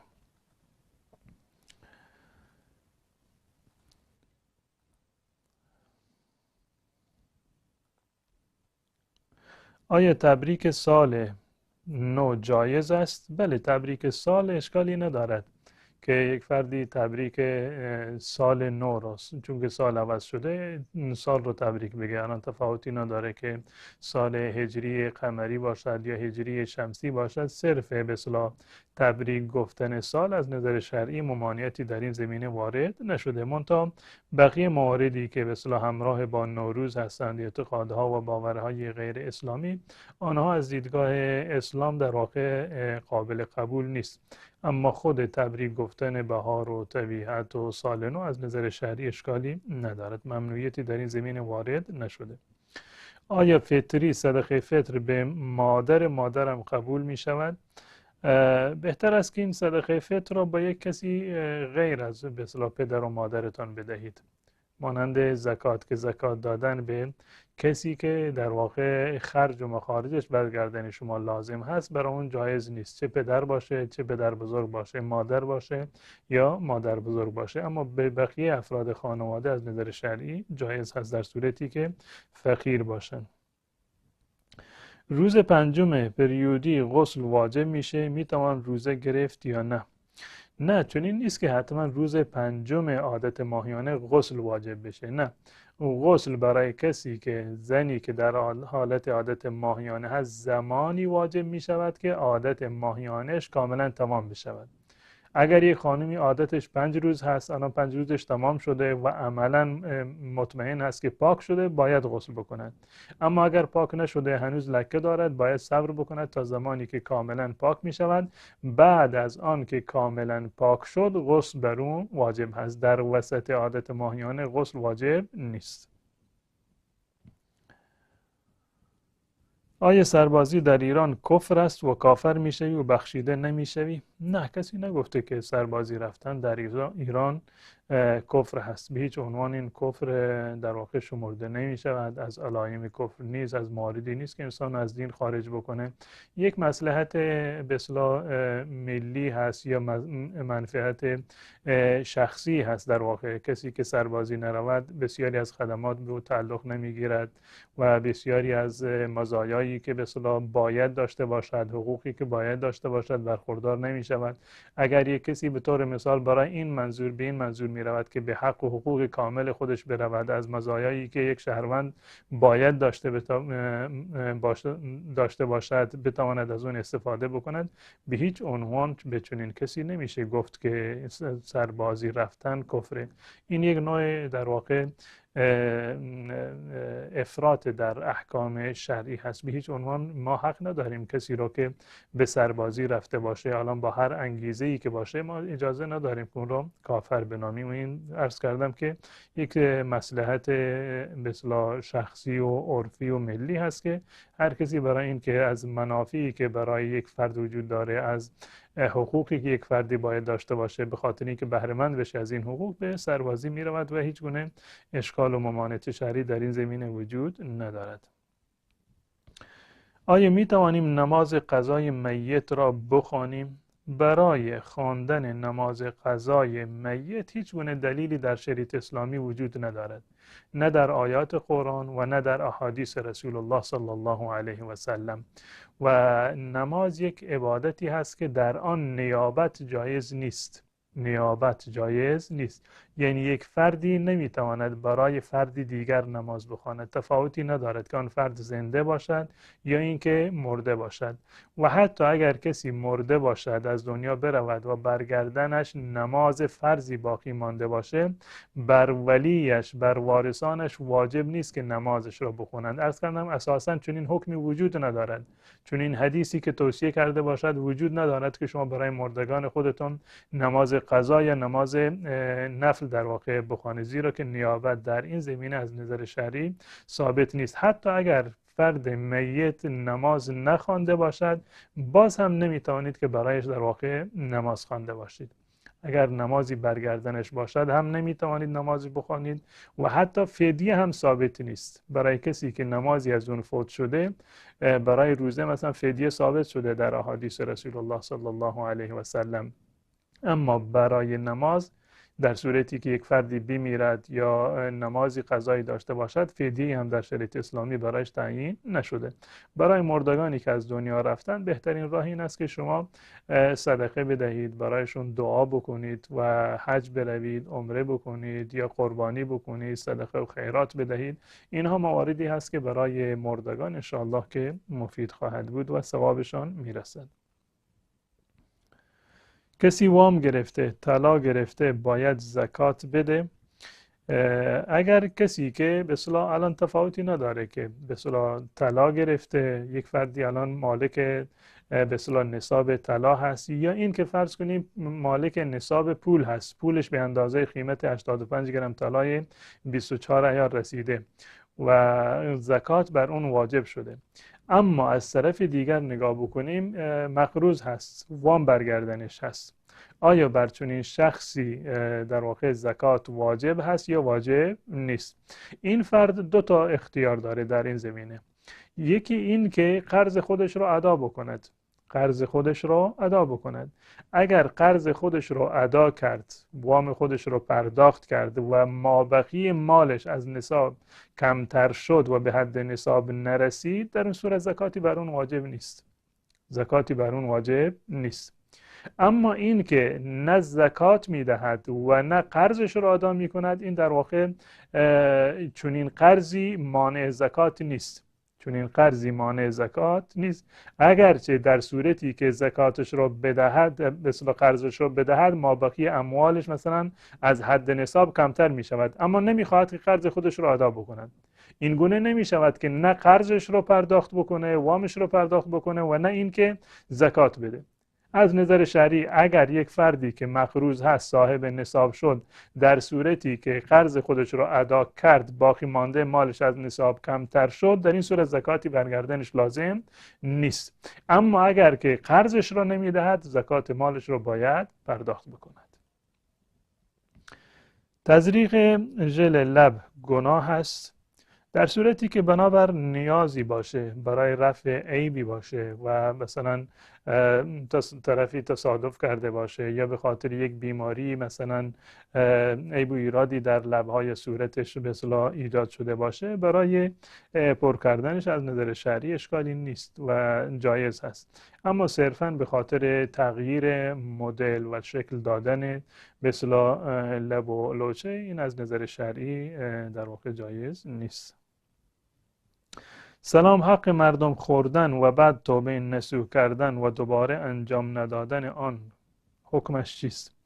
توبه کردن از حق مردم، در صورتی که شما حق مردمی رو ضایع کردید، توبه کردن این نیست که فقط بگید من پشیمان هستم دوباره این کار رو تکرار نمی کنم. نه، حتما اون حقی رو که برگردنت هست، حق و ناس هست، حتما باید اون رو پرداخت بکنیم. یا حق صاحب حق رو به اون برگردانی، یا این که از اون معافیت و حلالیت طلب بکنی. این معنی توبه صادقانه و توبه نصوح هست. توبه نصوح یعنی توبه خالص، توبه صادقانه. و توبه صادقانه 3 شرط یا مجموعاً 4 شرط دارد. و توبه عمومی 3 شرط دارد. یکی این که شما از گذشته پشیمان بشوید. 2 عملاً از گناه دست بکشید. 3 این که تصمیم بگیرید از این به بعد من این گناه رو تکرار نمی کنم. برای هر توبه ای حداقل این 3 شرط وجود دارد. و در صورتی که خطا و گناهی که شما انجام دادید متعلق به حق الناس باشد، این شرط 4م هست. حتما باید حق الناس را برگردانید به صاحبش. حتما باید حق الناس را برگردانید. اگر مالی هست برگردانید، اگر تهمت زدید، افترا بستید، دروغ گفتید درباره کسی، یا فحش و ناسزا گفتید یا غیبتش کردید، حتما باید از اون معافیت و حلالیت طلب بکنید. اگر با این 4 شرط شما توبه کردید از حقوق الناس، یعنی این که در توبه خودتون صادق هستید و الله متعال شما را خواهد بخشید. آیا اسم عفان برای پسر خوب است؟ بله، اشکالی نداره. اسم عفان از نظر شرعی اسم عربی هست و اشکالی نداره اگر که کسی بخواد این اسم رو برای فرزندانش انتخاب بکنه. سلام، 1 روزه یا بک روزه یا همان سرسا چقدر است؟ یعنی همون صدقه فطر. این در واقع برمیگرده به این که شما بخواید از چه نوعی به اصطلاح صدقه فطر خودتان را بدهید. رسول الله صلی الله علیه و سلم صدقه فطر را 1 صاع تعیین کردند. یک سا یعنی یک پیمانه تعیین کردن از به اصطلاح گندم یا جو یا موارد دیگر، اقلام غذایی دیگر، حبوبات دیگر. یک سا تقریبا یعنی علما در این زمینه یعنی در تعیین مقدارش به وزن یه مقدار اختلاف نظر دارند. برخی از علما معتقدند که 2 کیلو و 400 گرم هست و برخی 2 کیلو و 700 گرم، برخی بیشتر هم گفتن، اما به خاطر احتیاط معمولا در کشورهای عربی همون 3 کیلو رو در نظر میگیرند. حتی در جنوب ایران و در غرب و شوافی همون 3 کیلو رو مد نظر قرار دادن. یعنی 3 کیلو از مواد غذایی که شما معمولا استفاده میکنید. اگر قوت شما یعنی خوراک بیشتر شما مثلا نان هست، خب میتوانید مثلا قیمت 3 کیلوگرم گندم رو بدهید یا 3 کیلوگرم برنج یا کشمش یا خرما، یا اینکه قیمت آن را در صورتی که این برای مسکین در واقع و فقیر مناسب تر باشه، این هم از نظر شرعی اشکالی نداره و جایز هست. اگر قرآن را کلاً بخواهیم فارسی بخوانیم آیا باز هم ثواب دارد؟ بله قطعا ثواب دارد. خود همین که شما علم رو حاصل میکنید، اطلاع پیدا میکنید از آنچه الله متعال فرموده و در این هنگام شما از آیات به اصطلاح که آیاتی که وعده های الهی هستند، بشارت ها و مژده هایی که هستند خوشحال میشوید و از وعیدهای الهی به اصطلاح میترسید و متاثر میشوید، خشوع و خضوعی به شما دست میدهد. تمام اینها در زندگی شما تأثیر دارد و سبب ثواب خواهد شد. اما ثواب کاملتر و بهتر تلاوت خود قرآن هست، یعنی الفاظ عربی و نص عربی قرآن. چه زیبا هست که همراه با به اصطلاح تلفظ اصل عربی قرآن شما فارسیش رو هم بخوانید تا اینکه متوجه بشوید و بدانید که الله متعال در این زمینه مثلا چه فرمودن، تا اینکه بهتر بتوانید بر دستورات الهی عمل بکنید. من دندانم رو جراحی کردم، دکتر گفت 2 روز روزه نگیر. چه کار کنم؟ اگر واقعا یعنی عملا روزه گرفتن یعنی وقتی که دندان رو کشیدید، جراحی کردید، این منافاتی با روزه نداره. اما اگر واقعا این گونه باشه که یعنی لازم هست در طول روز به طور مثال حتما باید داروی به اصطلاح خشک کننده بخورید وگرنه عفونت میکنه، در این صورت جایز هست. اگر دکتر و پزشک ماهری هست و مورد اطمینانی هست به شما گفته که نباید روزه بگیرید، از نظر شرعی اشکالی نداره. شما میتوانید که این 2 روز رو روزه نگیرید و بعد از رمضان دوباره قضا بیاورید این 2 روز رو. آیا سنت دختر واجب است؟ سنت یعنی همون ختنه کردن دختران؟ نه، ختنه کردن دختران نه سنت است و نه واجب است و نه فرض است. هیچ کدام از اینها نیست. گرچه برخی از فقها معتقد به این هستند، منتها از نظر حدیثی ما هیچ گونه حدیثی رو نداریم که رسول الله صلی الله علیه وسلم دستور داده باشند به این کار. من هم نفرمودند. در زمان جاهلیت به اصطلاح وجود داشته این عمل، دختران را ختنه می کردند و در ابتدای اسلام هم وجود داشته و الان هم در بسیاری از مناطق وجود داره. اما این نه سنت هست، نه رسول الله صلی الله علیه وسلم امر کردند و نه همین که واجب شرعی هست.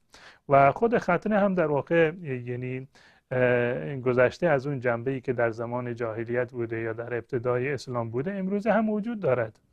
یعنی هم به عنوان ختنه وجود دارد که در زمان به اصطلاح کودکی این کار انجام میگیرد و همین که در وقتی که فردی بزرگ می شود به عنوان به اصطلاح عمل زیبایی همین عمل رو دارند انجام میدن. در واقع یک نوع ختنه هست.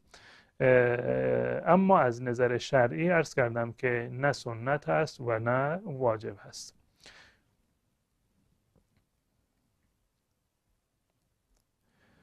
ببخشید، مگر 2 خواهر رو همزمان نکاح کردن گناه نیست؟ پس چرا و چگونه حضرت یعقوب 2 خواهر را در نکاح خود داشتند؟ اولا از کجا ثابت شده که حضرت یعقوب علیه السلام همزمان 2 خواهر را داشتند؟ روایات اسرائیلی هست که اینها رو نمیشه باور کرد و نمیشه که اینها را رد کرد. و در ثانی شریعت اسلام با شریعت زمان حضرت یعقوب علیه السلام با یهودیت و با مسیحیت در احکام فقهی متفاوت هست. در احکام فقهی متفاوت است. بسیاری از مواردی در دینهای گذشته، ادیان گذشته حلال بوده، جایز بوده، اما در شریعت اسلامی در واقع حرام هست.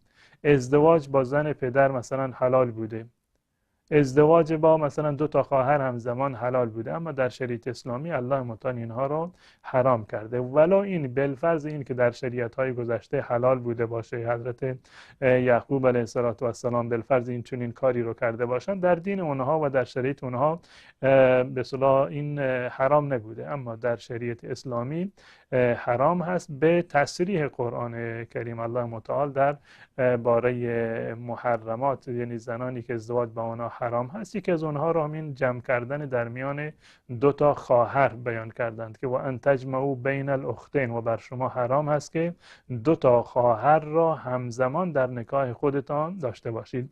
این به نص صریح قرآن حرام هست که 2 تا خواهر را همزمان یک فردی در نکاح خودش نگه داشته باشه. و در حدیث رسول الله صلی الله علیه و سلم یک مورد دیگر هم در این زمینه اضافه شده، یعنی این که از نظر شرعی جایز نیست. رسول الله صلی الله علیه و سلم منع کردند از این که یک فردی با یک دختری ازدواج بکند که همزمان با عمه و خاله‌اش هم ازدواج کرده باشد. این هم از نظر شرعی جایز نیست. یعنی شما نمیتوانید که با یک دختر و عمه‌اش در یک زمان یا با یک دختر و خاله‌اش در یک زمان در واقع ازدواج بکنید. این رو هم رسول الله صلی الله علیه و سلم منع فرمودند. یک قاعده کلی داریم در این زمینه، این که 2 تا دختر را، 2 تا دختر یا 2 تا زن را که اگر یکی از این 2 تا زن را شما مرد تصور بکنید، یکی از این 2 تا زن را شما مرد تصور بکنید، این 2 تا از نظر شرعی نمیتوانند با هم دیگر ازدواج بکنند. بالفرض اگر یک از این 2 تا زن، یکی مرد بود یکی زن، اینها نمیتونستند با هم دیگر ازدواج بکنند. وقتی که نمیتوانستند با هم دیگر ازدواج بکنند، هر 2 تا همزمان هم جایز نیست که زن یک نفری باشند. به طور مثال یک فردی، یک خانمی هست، وقتی که این یک خانم هست، اینو مثلا یک خانم، 2 تا خانم وجود داره، یکی این خانم در واقع برادرزاده این یکی هست، برادرزاده این یک نفر هست. خب وقتی که این 2 تا رو مثلا یکی رو ما به اصطلاح مرد تصور بکنیم، یعنی این که ازدواج با خواهرزاده در واقع درست نیست، ازدواج با خواهرزاده درست نیست. پس بنابراین ازدواج با یک زنی همزمان اون زن رو در نکاح خودتون داشته باشید و همزمان خواهرزادش رو هم نکاح بکنید، این در واقع از نظر شرعی حرامه و جایز نیست.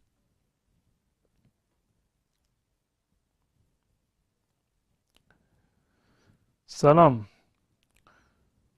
مولوی دهقان، راست هست که میگویند شیر زن خود را بخوری اشکالی ندارد؟ حالا کی گفته این حرف رو؟ حتما از زبان من شنیدید یا کسی از زبان من گفته. بله راست هست این، و حرف این نیست که کسی رو تشویق بکنند که شیر زنش را بخورد. نه، حرف روی این نیست. بحث روی اینه که بالفرض همچنین اتفاقی افتاد، بالفرض همچنین اتفاقی افتاد، این که یک مردی و شوهری شیر زنش رو الان به هر دلیلی خورده باشه، در هنگام مداعبه باشه، در هنگام معاشقه یا در هنگام همبستری، چون این کاری رو کرده باشه. الان بعد از این که این کاری رو کرده، حکمش چی هست از نظر شرعی؟ آیا زنش طلاق می شود؟ آیا اینها مادر رو در واقع پسر رضاعی می شوند؟ حکمش این است که نه، هیچ حکمی تعلق نمیگیره. حکم حرمتی در میان اونها اجرا نمی شود. یعنی این که محرمیتی اضافه بر اون محرمیتی که قبلا دارن از طریق رضاع ثابت نمی شود. اینا بر همدیگر حرام نمی شوند. قبلا زن و شوهر بودند، ولو این که شیر زن خودش را خورده، از نظر شرعی باز هم همچنان زن و شوهر همدیگر هستند و زن در واقع طلاق نمی شود. اما شیر خود زن، آیا شیر زن حرام هست؟ آیا نجس هست؟ نه برای نجس بودنش دلیلی هست و نه برای حرام بودنش. نه برای نجس بودنش دلیلی وجود دارد و نه برای حرام بودنش دلیلی وجود ندارد. و بالفرض اگر مردی چون این کاری رو انجام داد، زنش بر اون طلاق نمی شود و در واقع اینها این رضا و شیرخوارگی ثابت نمی شود.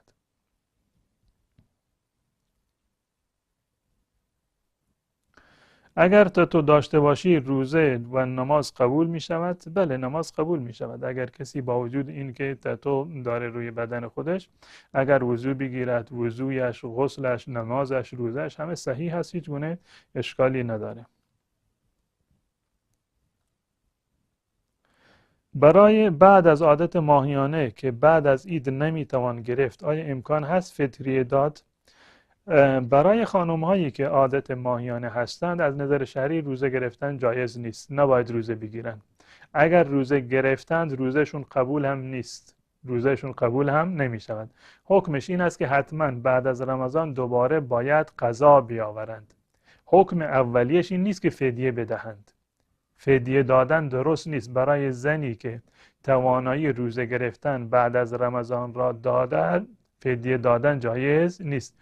کسایی که به هر دلیلی، به دلیل مسافرت یا به دلیل بیماری یا به دلیل عادت ماهیانه یا به دلیل به اصطلاح زایمان نتوانستند که روزه بگیرند، یا به دلیل اینکه بچه شیرخوار داشتند، یا به دلیل اینکه باردار بودند، به هر دلیلی کسی که نتوانست روزه بگیرد، حکمش در مرحله اول این است که بعد از رمضان، بعد از آن که عذرش برطرف می شود، به تعداد روزهایی که نتوانست روزه بگیرد باید قضا بیاورد. این حکم اولی هست.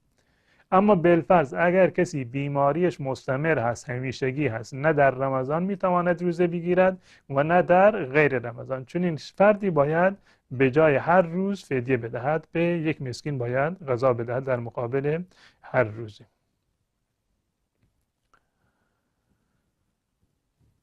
بس. با عرض ادب و احترام سوال داشتم. من بچه شیرخوار دارم، روزه گرفتن برای من واجب است یا نه؟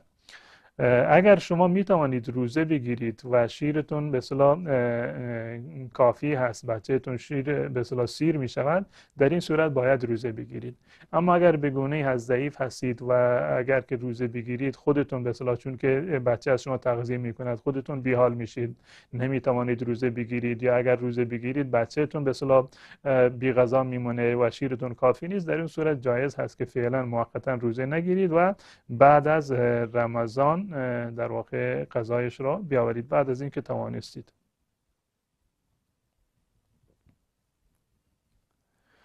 اگر روزه باشیم و تحریک بشویم حکمش چی هست؟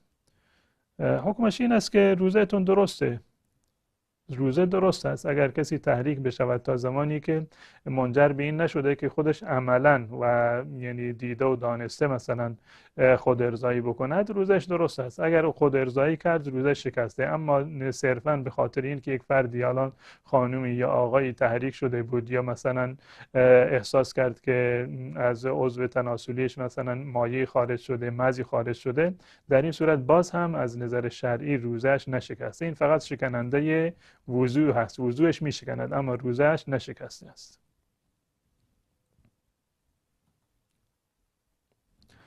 آیا پابجی گناه هست؟ نه، گناه نیست. بازی و سرگرمی از نظر شرعی در حد معقولش جایز هست، گناهی نیست، مگر اینکه منجر به این بشود که در واقع اختلاط بین زن و مرد باشه، حرفه های رکیک و زشتی به هم دیگر مثلا رد و بدل بشه، منجر به ترک نماز باشه، منجر به بی احترامی پدر و مادر و والدین باشه، کنه یک بحث جداگانه هست. اما از نظر اصلی تفریح و سرگرمی از دیدگاه اسلام حرام نیست.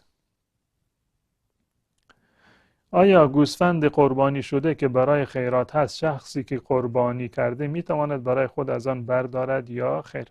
اگر یک قربانی معمولی هست، خودش مثلا میخواد بدون اینکه نذری کرده باشه قربانی کرده، برای ثوابش میتونه که هم خودش بخورد و هم به دیگران بدهد. اما اگر به صورت نذر هست که نذر کرده که اگر فلان حاجتم روا شد من مثلا نذر کرده گوسفندی رو قربانی بکند و بکشد، در این صورت از نظر شرعی اجازه ندارد که از آن بخورد، همهش رو باید به دیگران، فقرا و مساکین بدهد. اما اگر یک خیرات عادی هست، خودش برای ثواب خودش میخواد که مثلا یک گوسفندی رو بکشد و در نیتش هست که خودش هم از آن بخورد و به دیگران بدهد، در این صورت اشکال و ممانعتی وجود ندارد.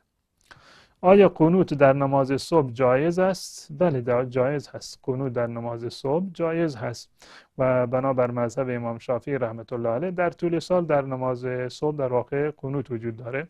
اما گرچه که بقیه علما و مذاهب نظرشون بر این است که قنوت فجر قنوت دائمی نیست در طول سال، اما در مورد این که جایز هست هیچ گونه اشکالی وجود نداره و کسی اعتراضی در این زمینه نداره. قنوت در تمامی نمازها جایز هست. قنوت نازله یعنی وقتی که مصیبتی بر مسلمانان وارد بشود و بخوان در نماز دعا بکنند، قنوت نازله یعنی مصیبت، و دعا بکنند برای رفع مصیبت، و در تمام نمازها جایز هست. در تمام نمازها از نظر شرعی جایز هست، چه نماز سری باشد چه نماز جهری باشد. اما در مذهب امام شافعی رحمت الله علیه در نماز صبح قنوت برای همیشه در واقع جز سنت های نماز شمرده می شد، اما واجب نیست.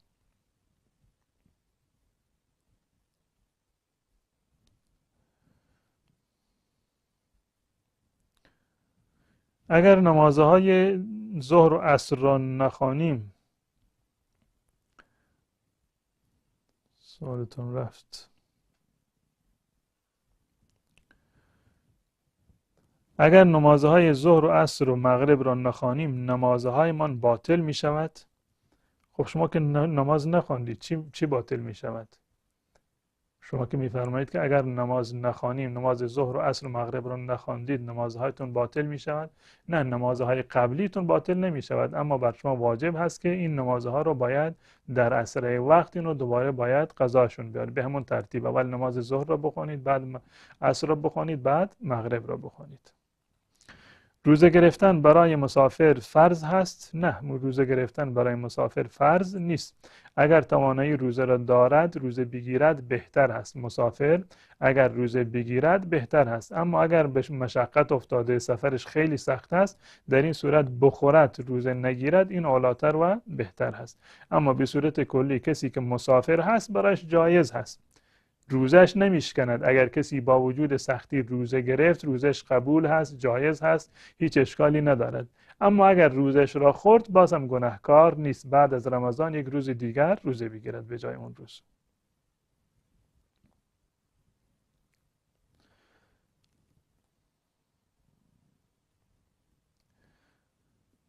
کسی که از عروسک جنسی استفاده کرده حکمش چیست؟ حالا بنابر یعنی شاید از نظر ظاهری یک کار مثلا یعنی غیر متعارفی باشه، اما از نظر حکم شرعی نمیتونیم بگیم که این فرد مثلا مرتکب گناه کبیره شده یا اینکه تعزیری داشته باشه و این برمیگرده به حکم یعنی اصل به اصطلاح استمناء. کسانی که به اصطلاح حتی مثلا معتقد بر این هستند که استمناء حرام هست، اون رو مقید کردن به این که استمناء بالید باشه، استمناء بالید باشه و یک توجیهی رو در این زمینه آوردند که به اصطلاح لذت بردن یک فرد به جزء خودش جایز نیست، به جزء خودش یعنی به بخشی دیگر از بدن خودش جایز نیست، مانند مثلا دست. یک توجیه به اصطلاح عقلی هست که آوردند. از نظر شرعی عرض کردم بارها که در این زمینه روایت صحیح و صریحی که به اصطلاح استمناء و خود ارضایی رو منع کرده باشه چون این روایتی وجود نداره. اما اگر به صورت کلی دیدگاه این علما رو به اصطلاح مد نظر قرار بدیم، شاید نظر اونها این باشه که به اصطلاح حرام هست و جایز در واقع نباشه.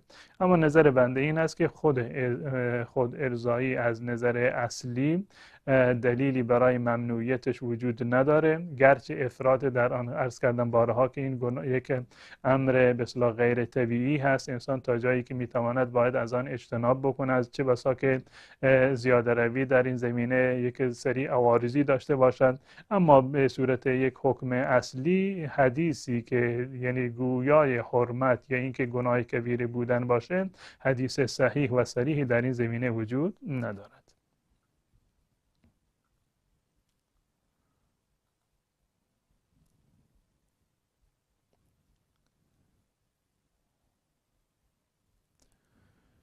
داشتن حس به همجنس گناه محسوب می شود، یعنی غیر ارادی باشد در وجود آدم. ببینید متاسفانه امروزه با توجه به تبلیغاتی که در این زمینه می شود و موارد بسیاری که مثلا شاید که انسان بشنود یا اینکه ببیند، شاید این قضیه برای بسیاری از مردم یعنی از اهمیتش کاسته شده. هر گونه به اصطلاح یعنی رابطه جنسی با هم جنس از نظر شرعی حرامه.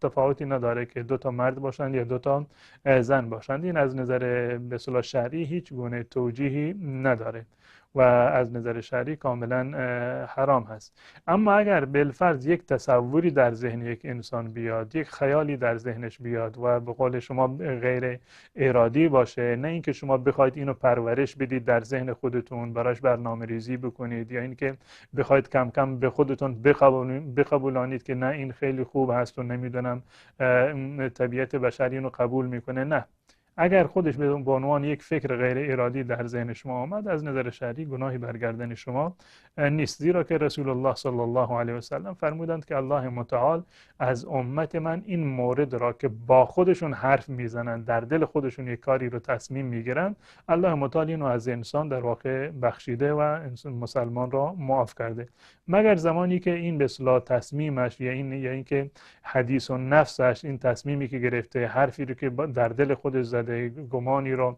و خاطری رو که در ذهنش آمده اینو پرورش داده باشه تا اینکه منجر به عمل بشود، اون یک بحث جداگانه هست. اما تا زمانی که صرفا یک به اصطلاح به قول معروف رویا و خیال هست که در ذهن شما آمده، اونم غیر ارادی، تا این اندازه به اصطلاح گناهی بر گردن شما نیست. حکم تتو در آخرت چیست؟ در آخرت در روایات رسول الله صلی الله علیه وسلم در این زمینه به اصطلاح تهدیدی وارد نشده که به اصطلاح اگر کسی تتو بکنن در روز قیامت چنین و چنان عذابش میکنن. چون این چیزی در احادیث رسول الله صلی الله علیه وسلم نیامده.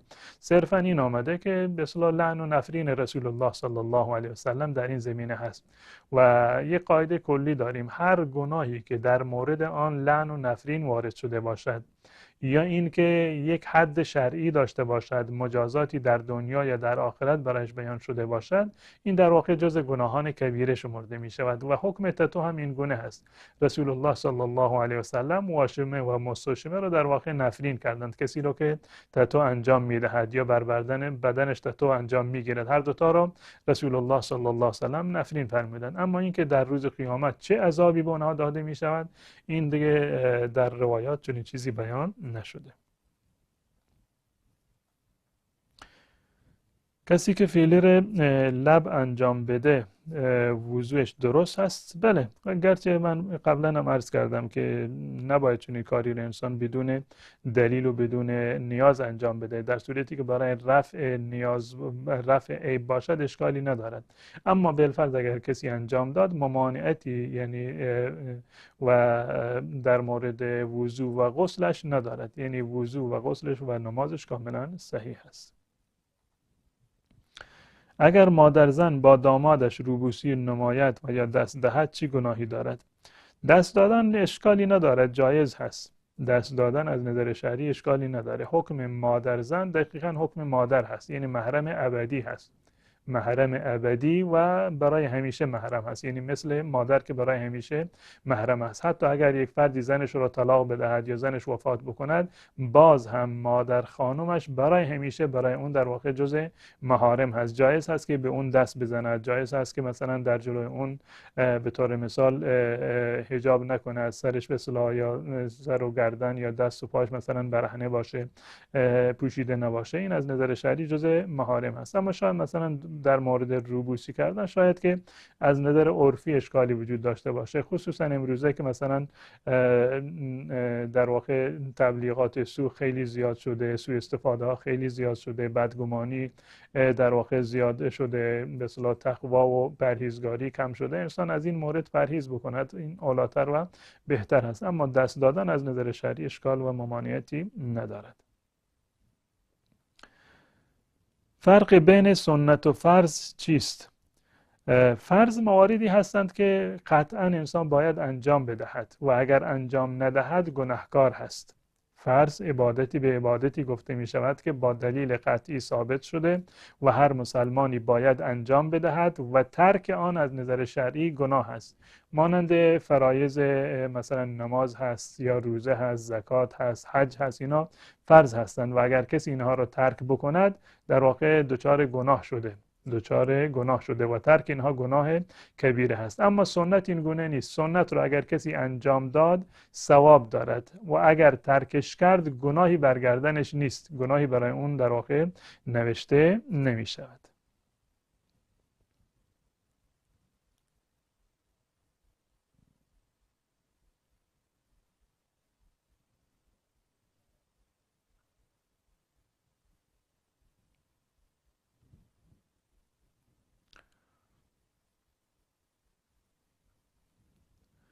آیا کلا در نماز سجده تلاوت واجب است؟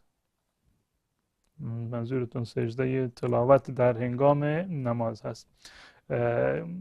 نه، واجب نیست. خود سجده تلاوت به سنت هست، جز واجبات نیست، گرچه برخی از فقها اون را به اصطلاح واجب هم گفتند، اما قول راجح این است که سنت هست. عملا ثابت شده که پیامبر و صحابه آیه به اصطلاح سجده را خوندند و سجده نکردند. این دلیل بر سنیتش است. سنت هست که شما در هنگامی که آیه سجده را، جاهایی که در قرآن کریم در حاشیه نوشته شده که مکان سجده و محل سجده هست، بعد از تلاوت کردن آیه سجده سنت هست که شما سجده بکنید، چه در حالت نماز باشید چه در حالت غیر نماز. اما اگر سجده نکردید گناهی برگردن شما نیست.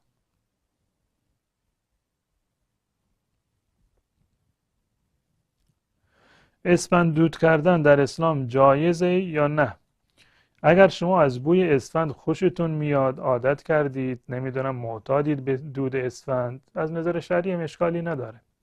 اما اگر نیتتون این است که اسفند دود کردن به اصطلاح ضرر و زیان از شما دور میکنه، چشم بد را دور میکنه، حسادت را دور میکنه، طلسم و جادو را دور میکنه، چون این چیزی از نظر شرعی جایز نیست.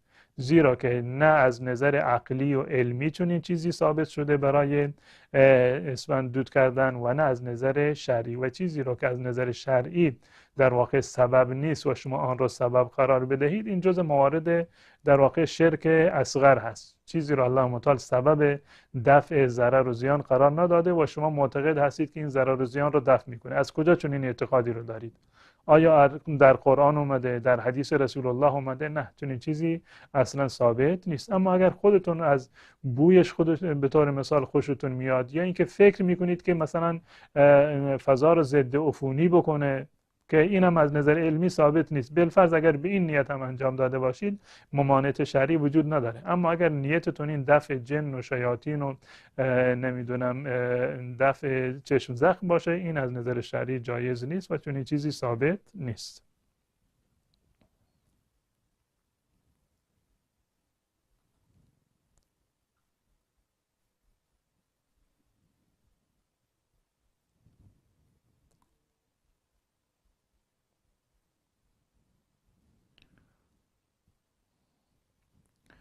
آیا با ناخن بلند میشه روزه گرفت؟ بله، ناخن چه کاری با روزه داره؟ هم روزهتون درسته و هم به اصطلاح وضو و نمازتون درسته، اشکالی نداره. مسواک سنتی در حال روزه جایز هست یا جایز نیست؟ جایز هست، هیچ گونه اشکال و ممانعتی بالاتفاق جایز هست. شیر خر حلال است؟ نه، شیر الاغ از نظر شرعی حرام هست. وقتی که خود گوشتش به اصطلاح حرام هست، مشتقاتش هم از نظر شرعی حرام هستند و جایز نیست. آیا لیزر کردن کل بدن روزه را میشکند؟ نه، شکننده روزه نیست. اگر کسی لازم داره و که در حالت روزه بدنش رو لیزر بکند، از نظر شرعی به اصطلاح روزش باطل نشده. در خیلی از مساجد دیدم وقتی که نماز میخونن در جلوی خودشون گوشی موبایل نگه میدارن. حکم این از نظر شرعی چیست؟ این به اصطلاح وقتی که برخی از مردم گوشی رو در جلوی خودشون نگه داشتن، خصوصا در میان عرب ها این مرسوم هست، این برای تلاوت هست. یعنی وقتی که امام قرآن رو تلاوت میکند، به اصطلاح مقتدی در نمازهای به اصطلاح غیر فرض، در نماز غیر فرض مانند نماز تراویح یا نماز سنت جایز هست که انسان اگر خودش مثلا میخواند جایز هست که از روی قرآن بخوند. شما به طور مثال میخواید در خونه تراویح بخوانید، همزمان با تراویح میخواید ختم بکنید، برای شما جایز هست که از روی گوشی خودتون مثلا موبایلتون رو تو دستتون بگیرید یا اینکه قرآن رو تو دست خودتون بگیرید و از رو بخوانید. در نماز تراویح و در نماز سنت این جایز هست، اشکالی نداره. و همچنین جایز هست که پشت سر امام کسی مثلا اون مصحف رو یا گوشی رو نگه داره و به اصطلاح قرآن رو خط ببره و نگاه بکنه. در اصل این جایز هست، منافاتی با نماز، اونم نماز به اصطلاح غیر فرض در واقع ندارد، گرچه اولاتر و بهتر است که از چنین عملی انسان پرهیز بکند. اولاتر و بهتر این است که حتی در نماز سنت و نماز تراویح هم انسان در واقع صرفا همون استماع بکنه و بشنوه از امام این آیاتی را که میخوند و ذهن خودش را مشغول به اصطلاح موبایل یا مثلا مصحف در واقع نکند. این اولاتر و بهتر هست. اما اگر کسی در نماز تراویح این کار را انجام داد، نمازش از نظر شرعی اشکالی نداره و درست است.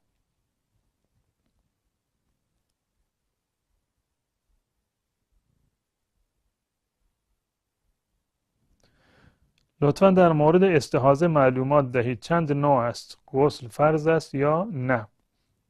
استحاضه چند نوع نیست، یک نوع هست. استحاضه چند نوع نیست، یک نوع استحاضه داریم. استحاضه یعنی خونی که اضافه بر عادت ماهانه و اضافه بر این که یک فردی به طور مثال عادت ماهیانهش تمام شده اما خونریزیش هنوز مداوم هست، خونریزی همچنان قطع نشده و بیشتر از حد اکثر وقت حیض هنوز هم به اصطلاح خونریزی دارد، لکه بینیش به اصطلاح قطع نشده. به طور مثال در مذهب حنفی مثلا حد اکثر مدت حیض 10 روز هست. الان اگر خانومی بعد از 10 روز هنوز هم خونریزیش قطع نشده باشد، حکمش چی هست؟ در اینجا گفته می شود که اون 10 روزش به اصطلاح جزء حیضش شمرده می شوند، زیرا که حد اکثر مدت حیض هست و اضافه بر 10 روزش این می شود جزء به اصطلاح استحاضه هست، حیض نیست و استحاضه هست. و در صورتی که یک خانومی عادت ماهیانهش بیشتر از مدت حیض به اصطلاح حد اکثر مدت حیض باشد، در این صورت اضافه بر همون عادت ماهیانهش در واقع جزء استحاضه شمرده می شود. یعنی این که یک خانومی به طور مثال عادت همیشگیش 7 روز بوده، الان این سری 7 روز اومد، سر 7 روز پاک نشد و به 10 روز کشید و اضافه بر 10 روز هم به اصطلاح عادتش هنوز به اصطلاح جریان داشت، هنوز خونریزی داشت. از نظر شرعی اون 7 روز اول را که معمولا عادتش بند می شده و تمام می شده اون جزء حیض حساب بکنن، مابقیش در واقع استحاضه شمرده می شود. استحاضه حکمش با حیض فرق می کند.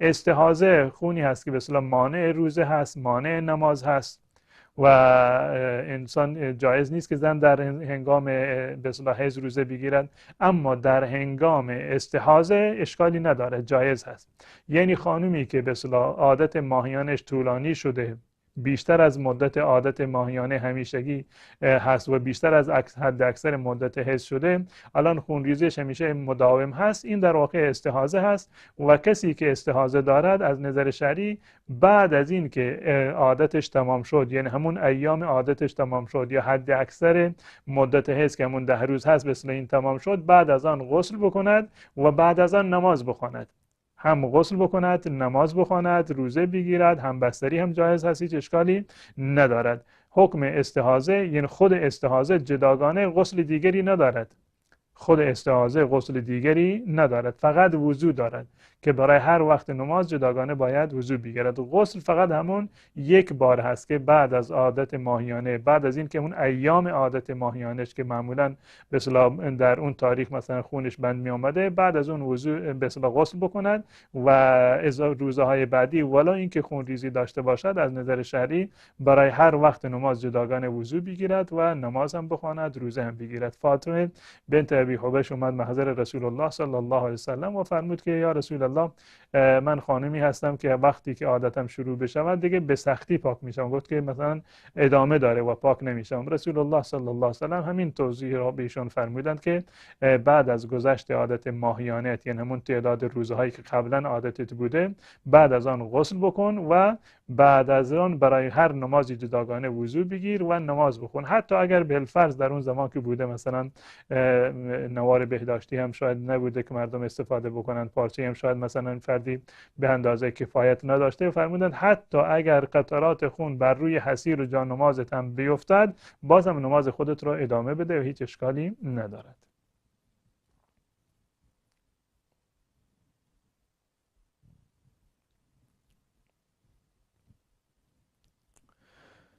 آیا همبستری موقع پریود حرام است؟ بله، همبستری در هنگام عادت ماهیانه بالاتفاق، یعنی از دیدگاه تمام علما از نظر شرعی حرام است، زیرا که الله متعال صراحتا در قرآن کریم این رو فرمودن فاعتزلوا النساء فی المحیض، که شما در هنگام عادت ماهیانه از زنهای خودتون کناره بگیرید، یعنی این که با اونها رابطه جنسی نداشته باشید مگر بعد از این که به اصطلاح پاک بشوند و غسل به عادت ماهیانه را انجام بدهند.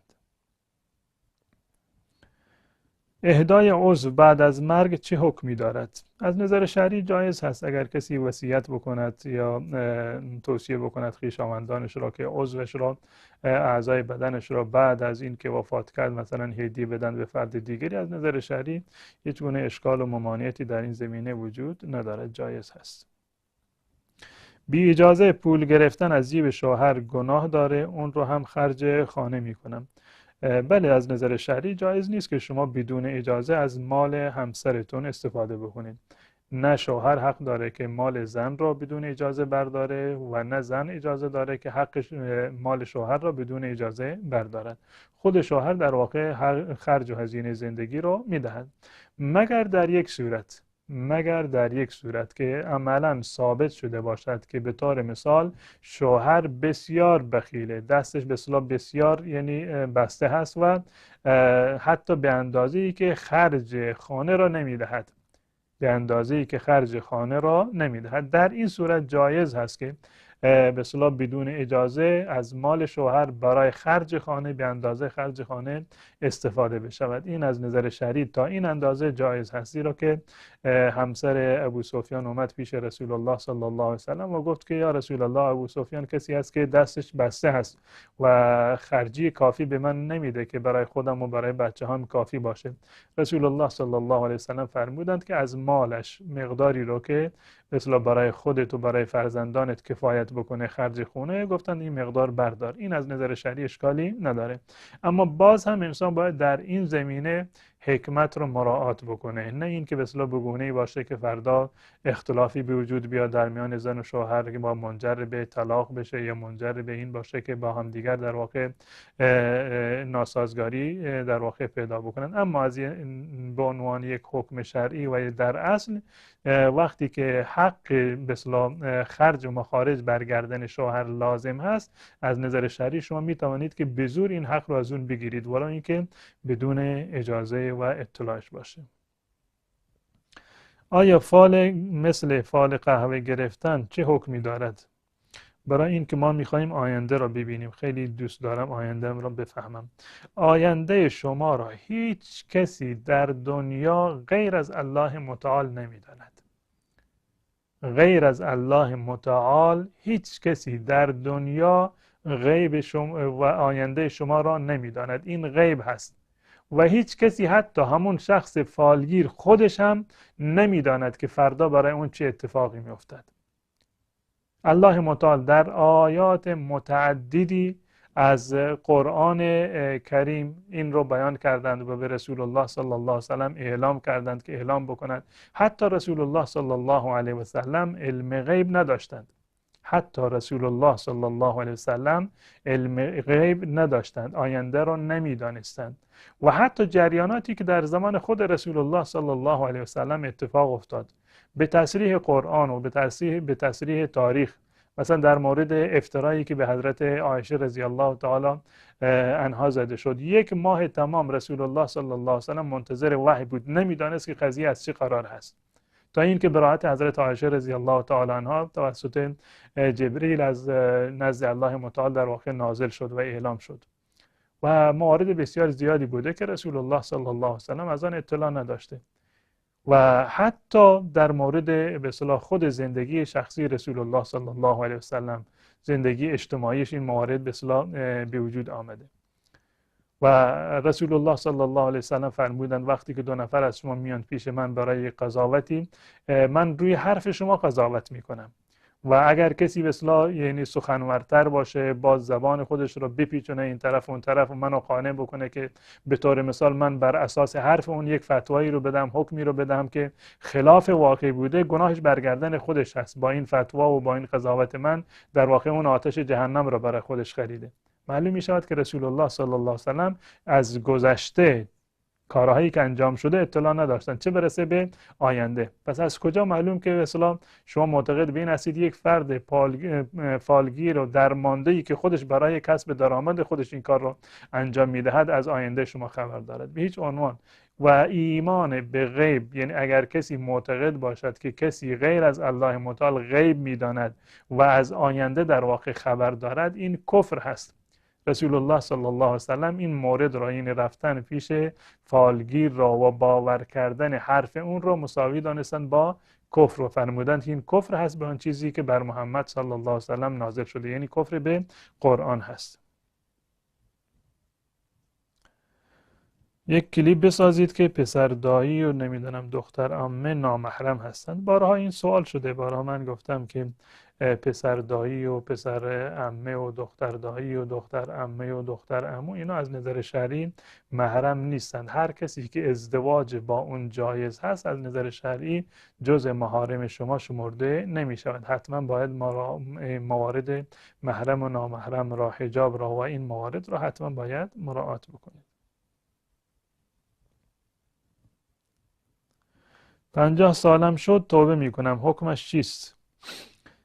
اگر به 50 سال نرسیدی و ناگهان مردی، اون وقت حکمش چیست؟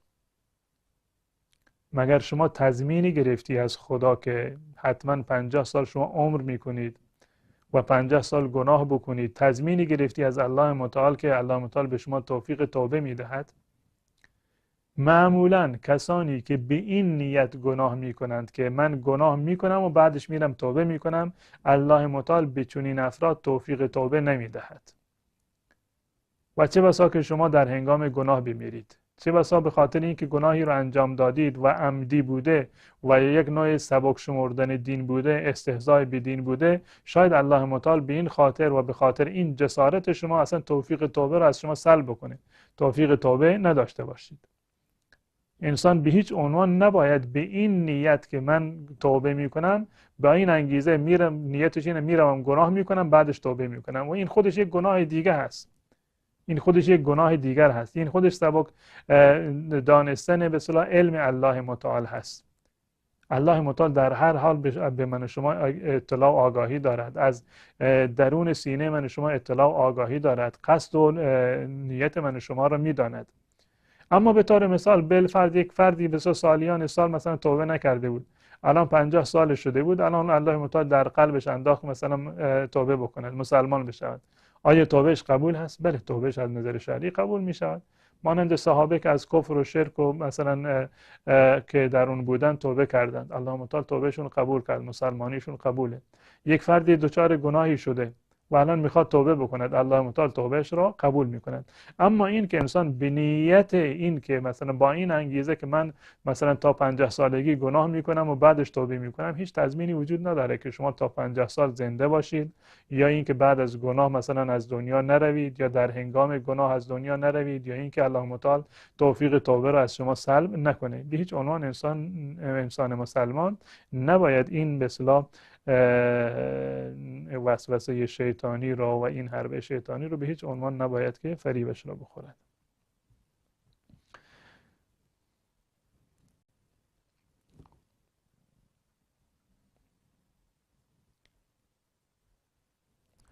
من با فامیلم مسافر در ایران هستم، آیا روزه بالایم روزه می شود؟ شما مسافر نیستید، شما رفتید در ایران، برای سکونت رفتید در ایران. شما مقیم ایران هستید، برای کار رفتید، شما مقیم ایران هستید، در هر شهری که هستید وقتی که در اونجا رفتید و نیتتون این است که در اونجا فعلا مقیم هستید، فعلا نشستید، 1 هفته، 2 هفته، 1 ماه، 1 سال فعلا در ایران مثلا سکونت دارید، شما مقیم هستید. حکم شما مانند حکم به اصطلاح مردم ایرانه.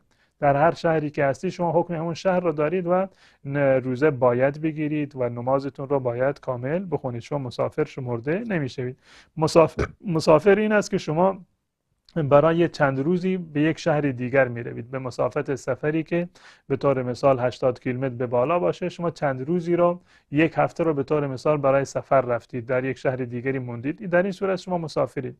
اما رفتید در اونجا به نیت کار و به نیت زندگی رفتید در اونجا و مدت طولانی در اونجا هستید، شما مقیم اونجا هستید، مسافر شمرده نمیشید. کسی حقت را نداد برداشتی گناه است؟ نه، گناه نیست. اگر کسی حق شما را نداد، صاحب کارتون حقتون رو بالا کشیده و یک فردی مثلا یعنی کالایی رو از شما دزدیده بود یا از شما غصب کرده بود و شما به هر نحو و طریقی که بتوانید حق خودتون رو از اون بگیرید، از نظر شرعی اشکالی نداره، برای شما جایز هست. ولو این که مثلا از اسباب و وسایل اون یا عین همون چیزی رو، حقی رو که مال شما هست، بدون اطلاعش یا به هر حربه‌ای که شده، به هر وسیله‌ای که شده حق خودتون رو پس بگیرید، از نظر شرعی اشکالی ندارد و جایز هست.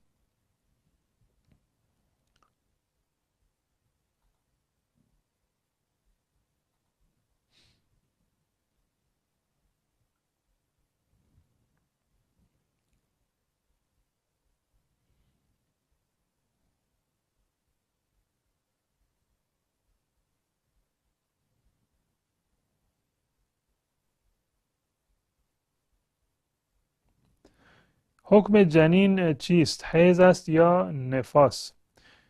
اگر جنین یعنی به صورت به اصطلاح یعنی خلقتش واضح بوده و به اصطلاح کامل بوده، در اون صورت نفاس شمرده می شود.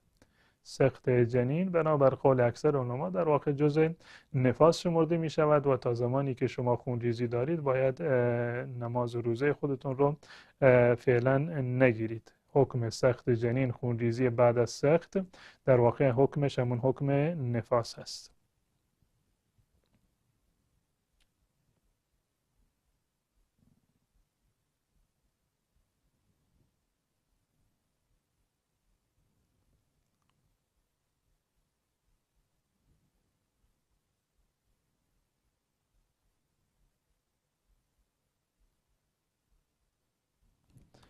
آیا آمدن چرک از گلو روزه را باطل می کند؟ نه، این جز باطل کننده های روزه نیست. اگر کسی گلویش زخم از چرکی از گلویش به اصطلاح خارج شد، این جز شکننده های روزه در واقع شمرده نمیشه. روزهتون کاملا درست است.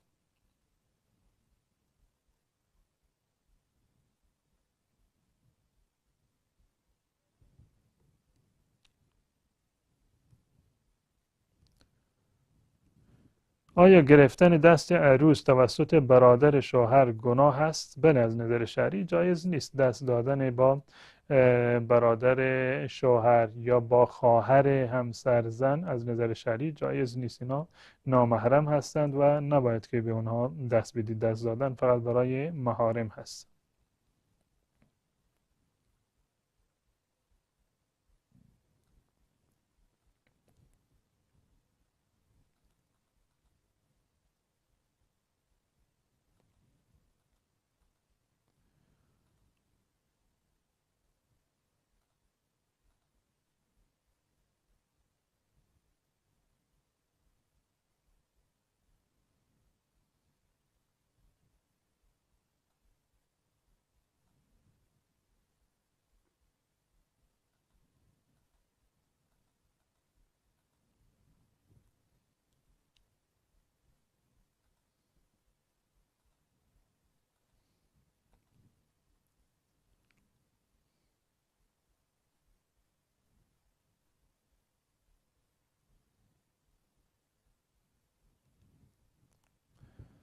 من شیعه هستم. وقت اوقات نماز چی هست؟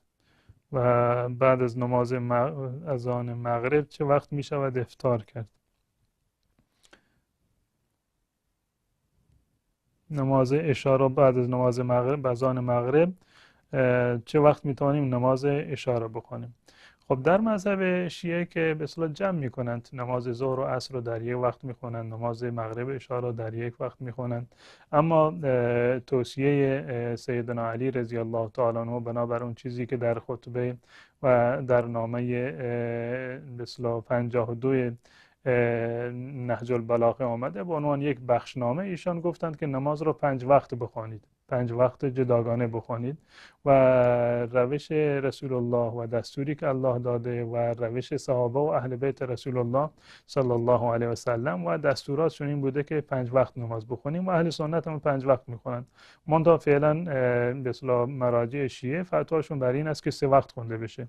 اگر شما میخواهید که به صورت جداگانه بخوانید، خب وقت نماز مغرب به محض غروب آفتاب هست. به محض غروب آفتاب وقت مغرب در واقع شروع شده تا زمانی که به اصطلاح شفق وجود داشته باشه، تا زمانی که هوا کاملا تاریک بشود و معمولا حدود 1 ساعت تا 1 ساعت و نیم در میان مغرب و عشا فاصله وجود داره. اما معیار در واقع تاریکی هست. شاید مثلا در زمستان و تابستان این متفاوت باشه، اما معیار تاریکی هست. به محض این که شفق از بین بره در مغرب، در افق شفق ناپدید بشه و ستاره ها دیده بشن، هوا تاریک بشه، در واقع این وقت نماز عشا شروع شده.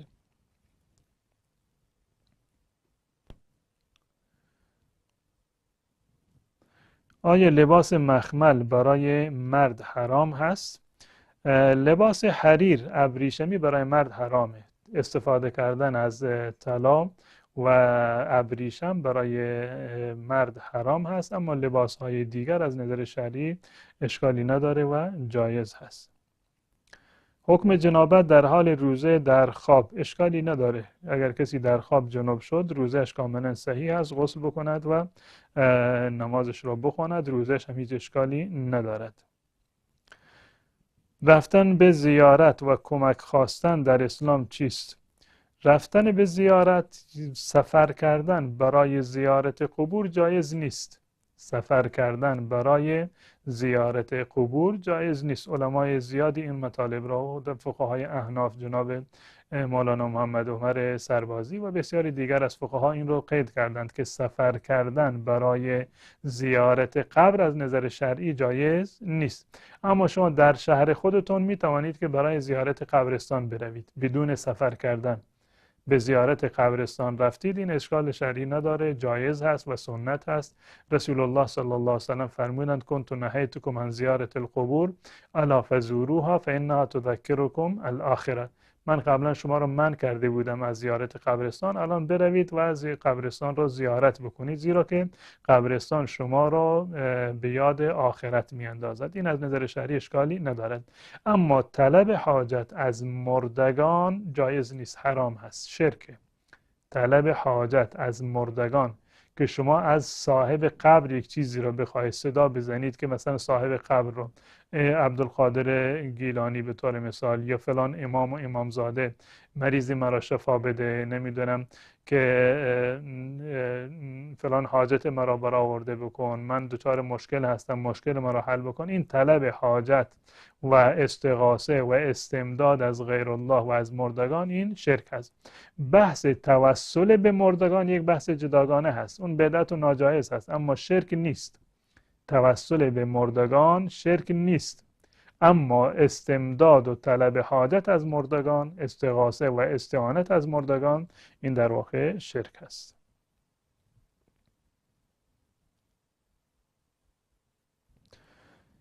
اگر پلک پشت چشم را عمل کنیم گناه هست یا نه؟ اگر نیازی برای عمل باشه، کسی مثلا پلکش افتاده باشه، لازم هست که اون رو عمل بکنید، از نظر شرعی اشکالی نداره. و به عنوان یک قاعده کلی، هر کاری، هر عملی که در واقع به عنوان یک معالجه هست برای رفع یک نوع عیبی باشه در بدن، از نظر شرعی اشکالی ندارد و جایز هست.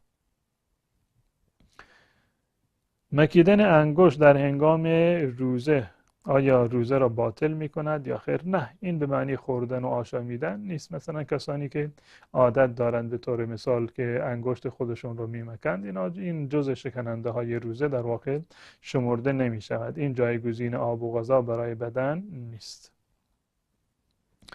خب دوستان عزیز و ارجمند، به همین مقدار کفایت میکنیم و تا برنامه دیگر و فرصتی دیگر که در خدمت شما عزیزان خواهم بود، تمام شما بزرگواران رو به الله متعال میسپارم و السلام علیکم و رحمت الله و برکاته.